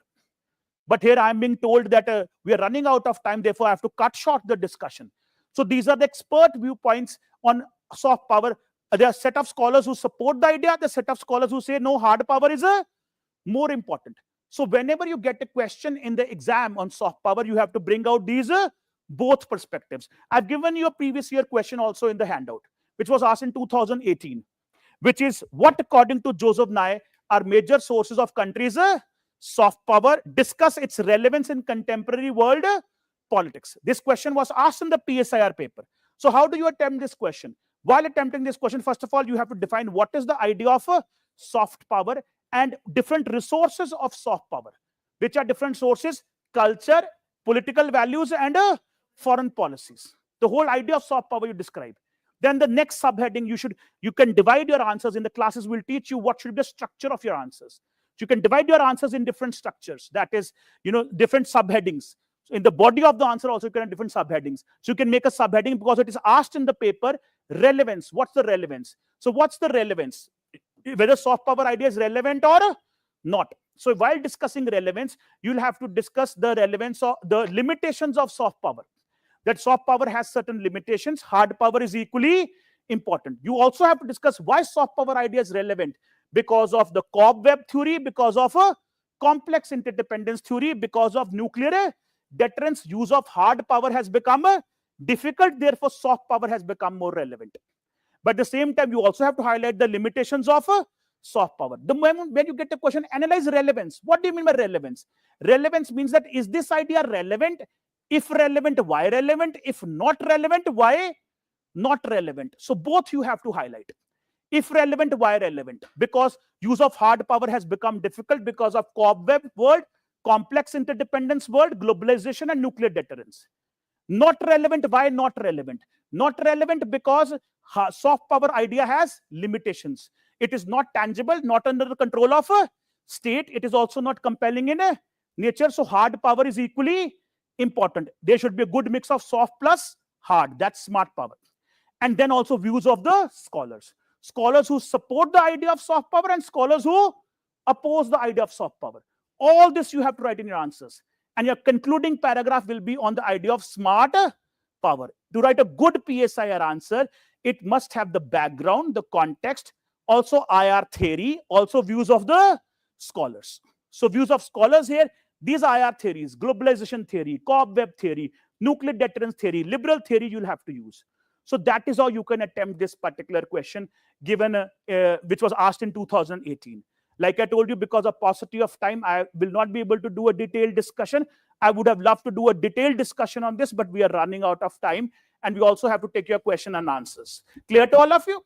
You understood this topic? So now we open up the floor for Q&A session. If you have any doubts regarding the optional paper, please go ahead and ask your doubts. Now, Sandeep is asking that can we trust, very interesting question, can we trust that this will be covered in great depth, detailed, sufficient time given to every topics rather than just at superficial level, since it takes 8-9 months to complete the PSIR optional completely. Now, first of all, if you see the syllabus of PSIR, UPSC asks the questions above graduation level. Okay, so normally what is being taught in the universities in 3 years, here we have to teach you in limited time. And keep in mind that one of the famous, he is called as father of political science, Aristotle, talked about the golden mean. Now, golden mean talk about avoidance of extremes. That what Buddha also talked about, Madhyam Marg. So avoidance of extreme means 10 months or for that 1 year. And if you go for superficial, I think even 2 months will be sufficient to touch the syllabus in a superficial manner. So where here in approximately 6 months time. So as Iqbal sir pointed out that there will be hardly any holidays. We'll have class not 24/7 but 7 days a week, and when you'll get an off, it's only in national holidays or when test is due. That's it. So as I told you that your time is very precious. We value your time, and I think for the purpose of the examinations, approximately 6 months are sufficient to cover the syllabus. And you have to do it in a strategic manner. The way we cover, we interlink the topics. Like if you see your syllabus paper, I will tell you, all of you see the syllabus paper 1 section A. What is the topic 2? Have a look at the syllabus. Paper 1 section A. What is the topic? It is theories of state. Paper 1 section A. And the same paper 2 section A. What is the second topic? Can you see state in comparative perspective? So when we teach, we will teaching it interlinked manner, so that this so-called huge syllabus, quote unquote, that PSI syllabus is huge. It can be dealt in a strategic manner. And your knowledge of both paper 2, what Iqbal sir will be teaching, what I will be teaching, it will be in an integrated way, help you to understand the topic of state. This is how we proceed. So 6 months is appropriate time, apt time, optimum time, I will say. More than sufficient, in fact.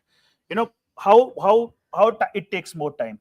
If you spend 2 hours of the class just dictating notes to you as if you are toddlers, then of course it will take 10 months, 20 months, even classes may after Labasana training also you may require to complete the syllabus. If all time is just spent dictating notes which are anyways available in the market. So why do you go in the classroom? Notes are given to you in the form of typed handouts. So this saves time. So the class discussion would be only on the explanation part and previous year question, which we just briefly tried to do here, even though we were short of time here in the workshop, but that's how we do in the classes. That's how we are able to cover everything very comprehensively in the given amount of time. In fact, dictating notes is a very good method from teacher's point of view. If you ask me, if I dictate notes to you in the class, I would really love it. Because kya karna hai? I will sit on the chair and I will just dictate it to you. From my perspective, it is very comfortable. It would be very comfortable. I would really like it. मेरा तो rest ही हो रहा है ना, बैठ जाऊंगा कुर्सी पे, चलो लिखो, and I started dictating to you. But that is less engaging from the teacher's point of view. But your time is more precious. If I do that, your time will be wasted. And therefore, we save time here. And moreover, we would like to keep our class interactive. It's not it's a one-way flow. It has to be two-way flow. Yeah, it's not a monologue. And how many books we cover in PSI are optional. Now, books, if you see the material, we have given the books list. But there is not one single book because there are different sections. So the material which is being given to you, it has been culled from different standard books. As Iqbal sir said, one-stop solution to you.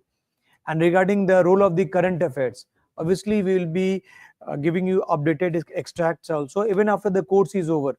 For those who are appearing in mains, they can get in touch with us and we will provide you the updated, especially for the IR section and some of the IGP sections. So our relationship does not ends with the end of the course. You stay in touch, you will be our students, and we are also open to resolve your doubts. That is a one-to-one session even after the class. Okay. Now, regarding the current affairs, what percentage of syllabus in is India relation with other countries? 25% of the syllabus. Because what is India and the world? Section B of PSIR paper 2. There are 4 sections, section A, B in paper 1, section A, B in paper 2. So that means 25% of syllabus is regarding India as a foreign policy. Okay. Any more doubts you all have sitting here, offline students? Yes, go ahead. Yes. 20th of April. 2:30 p.m. 20th of April. Okay. 2:30 to 5. 2:30 to 5, 20th of Yes. April. Anybody else? Yes. You can sit down and ask. Sit down and ask. Yes. You have to be louder.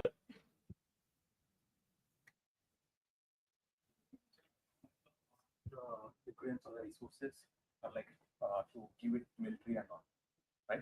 That's what The resources in what sense? like to give the military to the Ukraine to support the war. Critical minerals, you are saying. Critical minerals. Yeah. Okay. Yeah. You wanted to ask a question on that? Okay. Fine. Yes. It's like very big country. Yes. They have a very big military. Yes. Ukraine is already like very small like country, Mhm. and many people already did. It's already very big disaster for them. And America is a very developed country. Yes. It's not fair for them to ask that. And also the thing is, in all the other countries are there, and it's a like small country. It occupied it. I've understood your question. Yeah. And after that, if they complete like if it may attack on even Mm. one small country, like that even. So why don't like all the other countries attack on Russia when the problem itself is like small? So Why don't I've understood your question. He's asking this question that why Donald Trump's policy towards Ukraine has changed. It's such a small country. Russia has been very unfair to this country, and why Americans are not willing to help Ukrainians. They're having Donald Trump has a transactional policy where he says, "I will help you if you give me critical minerals." So this is his doubt. So. Oh, of course, I understood your entire problem. The first sentence, I understood the question. Okay. So, students, that's what we discuss in the classes. International politics is very complex. It's not very simple to understand. Why Donald Trump is doing this? Why Donald Trump has developed this policy where he wants that this war in Ukraine should end. There is a reason for that. Because right now, which is the biggest threat to America's hegemony? Is it Russia or it is China? It is China. Therefore, Americans, they want to preserve resources and focus on the Indo-Pacific and counter China's threat to their hegemony rather than wasting resources and fighting this war with the Russians. And also, he asked the question, why other countries don't attack Russia? Because Russia has nuclear weapons. A country which have nuclear weapons, you cannot have a direct war with such a country. Russia has highest number of nuclear weapons in the world. So therefore, because of nuclear deterrence, and what's the nuclear deterrence theory? Then again, we'll have to go into detail into study that. Because of that, other countries are not able to attack. So there are many factors. And critical minerals, again, why America wants critical minerals? Critical minerals are required in green technologies, in new technologies. And right now, which country is dominating the supply chain of critical minerals? It's China. America wants to reduce dependence on China. Therefore, they are interested in Ukraine's critical minerals. And yes, your question, I could understand. You were feeling that it's very unfair. That's what you have to understand. International politics is not a field of emotions. It's not about fairness and unfairness. It is very cruel. It is all about struggle for power. The powerful dominates. Might is right. That is how international politics is different from domestic politics. Okay. Now, is there any provision of study materials from Vajiram? We can have it later. Now, okay. We do not provide yellow material, yellow book type, what you get in GS, but every class you will be given specific handouts, and along with what we teach in class, that will be sufficient. And I told you the list of books is given in your material, but all these handouts which you will be getting have been prepared from the standard books and sources. So it will be comprehensive one, catering to your exam needs. Don't worry about that. And it's not possible to give you in PSIR, nature of subject is very different. It's not possible to give material in the first class, the entire material. Why? Because it is dynamic. New developments keep on happening. So notes also keep on updating. Therefore, getting all the material in form of one bounded book we give material on a class-wise basis. Every class you will keep on getting notes, updated notes that will help you more rather than getting such a consolidated booklets. Now, one book which you can read at the initial stages, we would recommend you to go to the NCRTs, 11th and 12th. That is political science NCRT. That will give you a rough background, and rest will leave it to us. Okay, because background may be a slight edge, but it's our normal observation that students from non-PSIR backgrounds have been doing equally well. In some cases, excelling. Those who are having with humanities background. So your willingness to work hard and having a proper guidance is what will help you in this preparation. And yes. So there are questions, students are asking such questions that there are many thinkers, viewpoints. Students, one thing you understand, becoming an IAS officer is not easy. So if you are finding shortcuts to success, you will not find those shortcuts. You can keep on finding shortcuts. There is no shortcut to success. You have to work very hard. We can only help you. But if you are not willing to work hard, तो उसका मैं answer क्या दूं? मेरे पास कोई जवाब भी नहीं है उसका. Somebody is asking questions, so how to manage GS and optional together? बेटा ज़्यादा पढ़ाई करके. Fine, you have to sit for 6 to 7 hours a day. Self-study you have to do. Increase your sitting hours. Also study GS, also study optional, also study CSAT. Okay? So a difficult exam hai. That you have to understand. This exam needs a lot of effort. The ones who are succeeding, wo kar rahe hain kya nahi? They are doing now. Are they having some special formula? Some tablet which they eat every morning because of which they are able to do it? The ones who are qualifying, they are putting in efforts. They are spending less time on YouTube, Instagram reels, and meeting friends, and they're making time to study. So if you study 5 to 6 hours a day, you will be easily able to manage everything. And we will help you do it. We'll provide all study material, all notes, answer writing ability, everything will help you in that.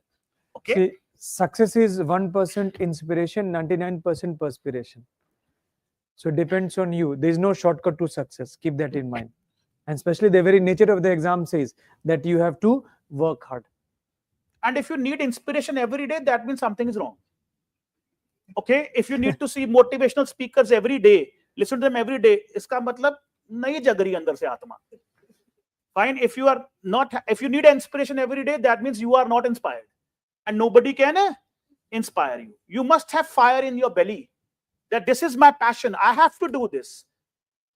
Inspiration once in a while is okay, but you have to be constantly inspired to qualify this exam. So ask that question to yourself. Are you inspired enough or not? And if you're not inspired, if that fire in your belly is not there, then you will have difficult time in preparing for this exam. So that is what also you must understand. You should be prepared for the hard grill, prepared for hard work. We will guide you, but ultimately it's you who are going to work hard. If you will not do the entire adequate hard work, then then there will be problems. Okay. Now, about Sandeep, about GS overlap that we have covered in the first part, you can see in the material itself, and there are so many thinkers and viewpoints, and find it difficult to consolidate. How can we do this? Yash is asking. Simple is revision. Revision is the key to success. As simple as that. And being a first year student, how should I proceed further? Those who are appearing in 2027. Now, those who are appearing in 2027, keep that in mind that if you are starting early, you will have an early bird advantage. First, and you shall take it GS and optional one by one. That will give you a sufficient time to consolidate. At the same time, doing all the answer writing practice and PYQs. So by the time you appear for 2027, you have sufficient time and effort to be in a very good position to do that. So any more doubts? Somebody wanted to ask something? Yes, go ahead. Yes. Vice versa you can do, but with some limitations. With some limitations, because GS has more factual requirement. So that also has to be adhered. And that also will guide you in the class. Vice versa you can do, but with some limitations. But of course, GS-like answers in PSIR will not help you. Like we were discussing today, the same topic, soft power, I'll teach in GS classes also. But there I don't discuss expert views. There I don't discuss theories, cobweb theory, complex interdependence theory, nuclear deterrence theory, all that is extra, which is required in an optional paper. Because of paucity of time, I wasn't able to do that discussion in detail today. But in the classes, we do a lot of detailed discussion, use of theory in the concept, the views of the experts, why experts are arguing this, or what are the reason behind that thinking. All that has to be the extra bit in your optional answer. Okay. But yes, if you have done PSIR, writing GS answer would not be a problem for you. It would not be a problem. For example, if you are playing for the India cricket team, then playing domestic cricket is easy. Similarly, if you are able to write PSIR answer, GS answers would be cakewalk for you. But vice versa doesn't happen. Okay. Yes. Sir, how much percentage of PSIR syllabus covered in the paper? Entire paper, except few topics of governance And social justice. The all questions in GS paper 2 regarding Indian constitution, Indian polity, and international relations, they will be done in PSIR. But there will be 4 to 5 questions related to social justice and governance, which may not be there, exactly not there in the PSIR optional syllabus.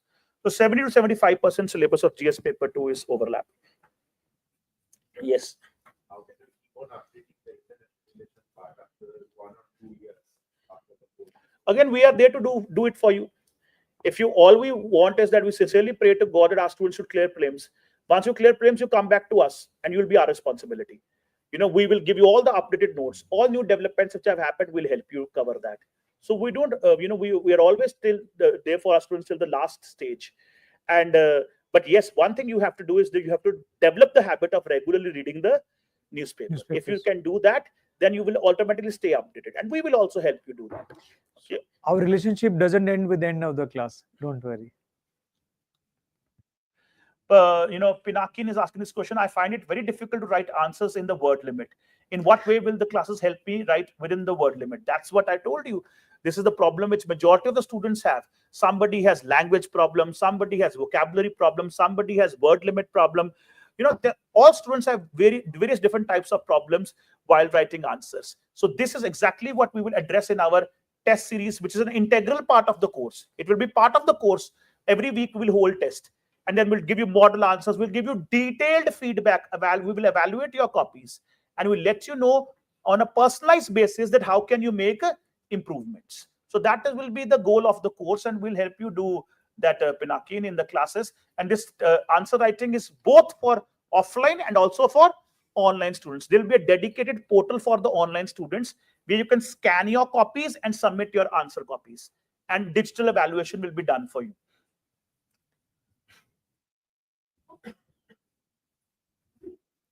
For 2027, what extra must be covered apart from the class materials, and what is weightage of current affairs? So weightage of current affairs is especially important in paper 2 and for some of the sections of paper 1.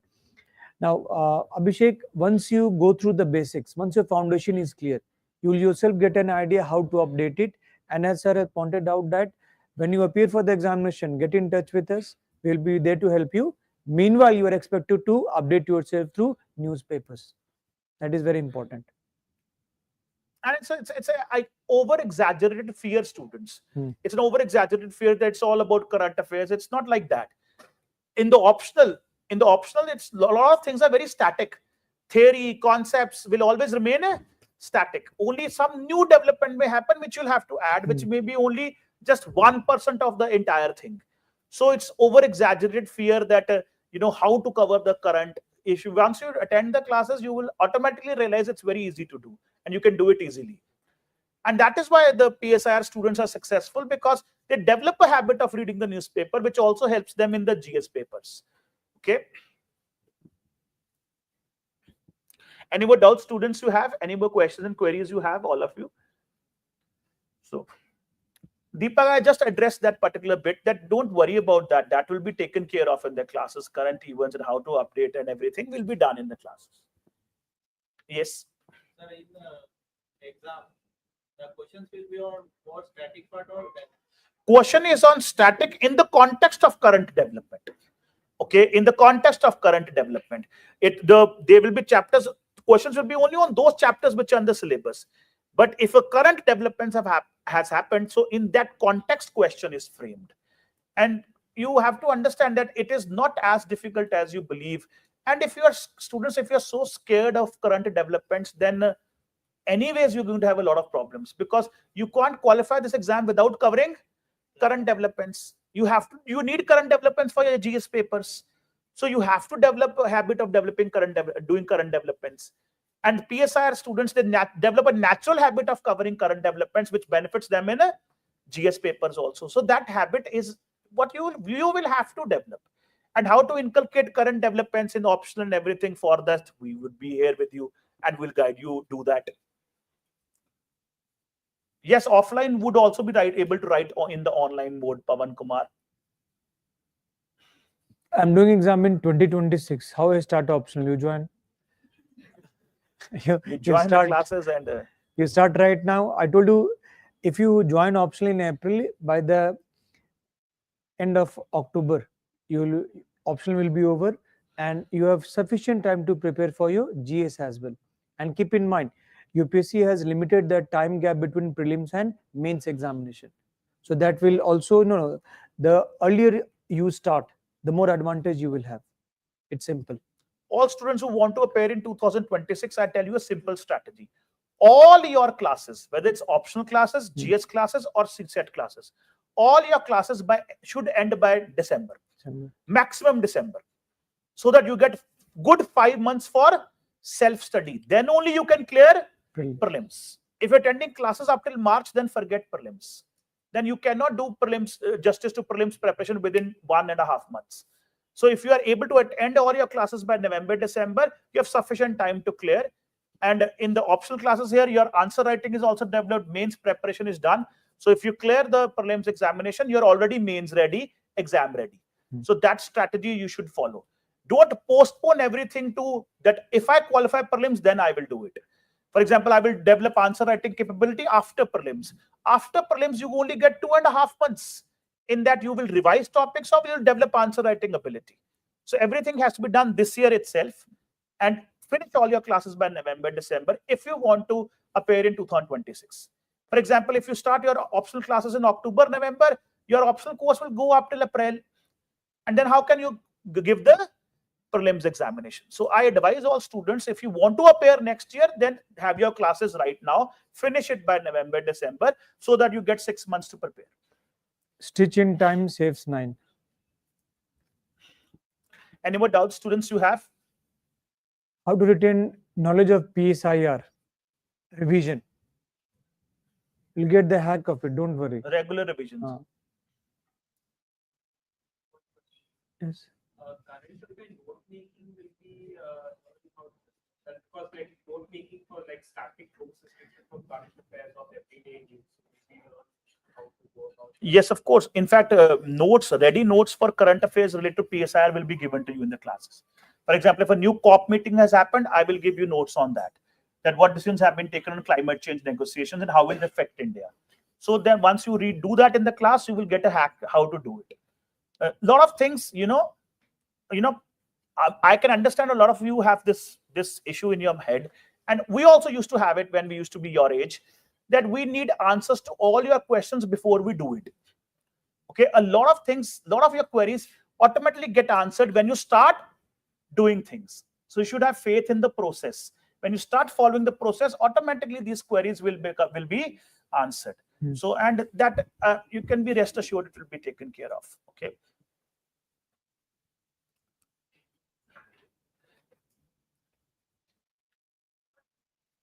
Najmul is asking, what about mental health? Then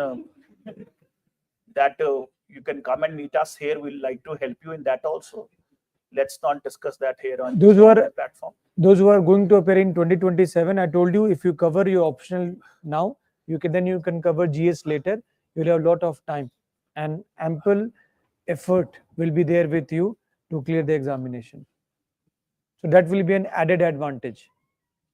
You should finish your classes as early as possible. Even if you are appearing in 2027, try and finish all your classes this year itself. You get extra time to study, do self-study. Even CSET also, if possible, finish by December, January. CSET, max January. Okay. So clear to all of you? All doubts addressed? So if you still have doubts, students, you can meet us outside the classroom. Yes. Okay. and we have to vacate this classroom for the next batch. So thank you so much. It was Thank you. great interacting with all of you. Thank you, everybody. Thank you. Thank you, online students. Thank you all of you. Thank you.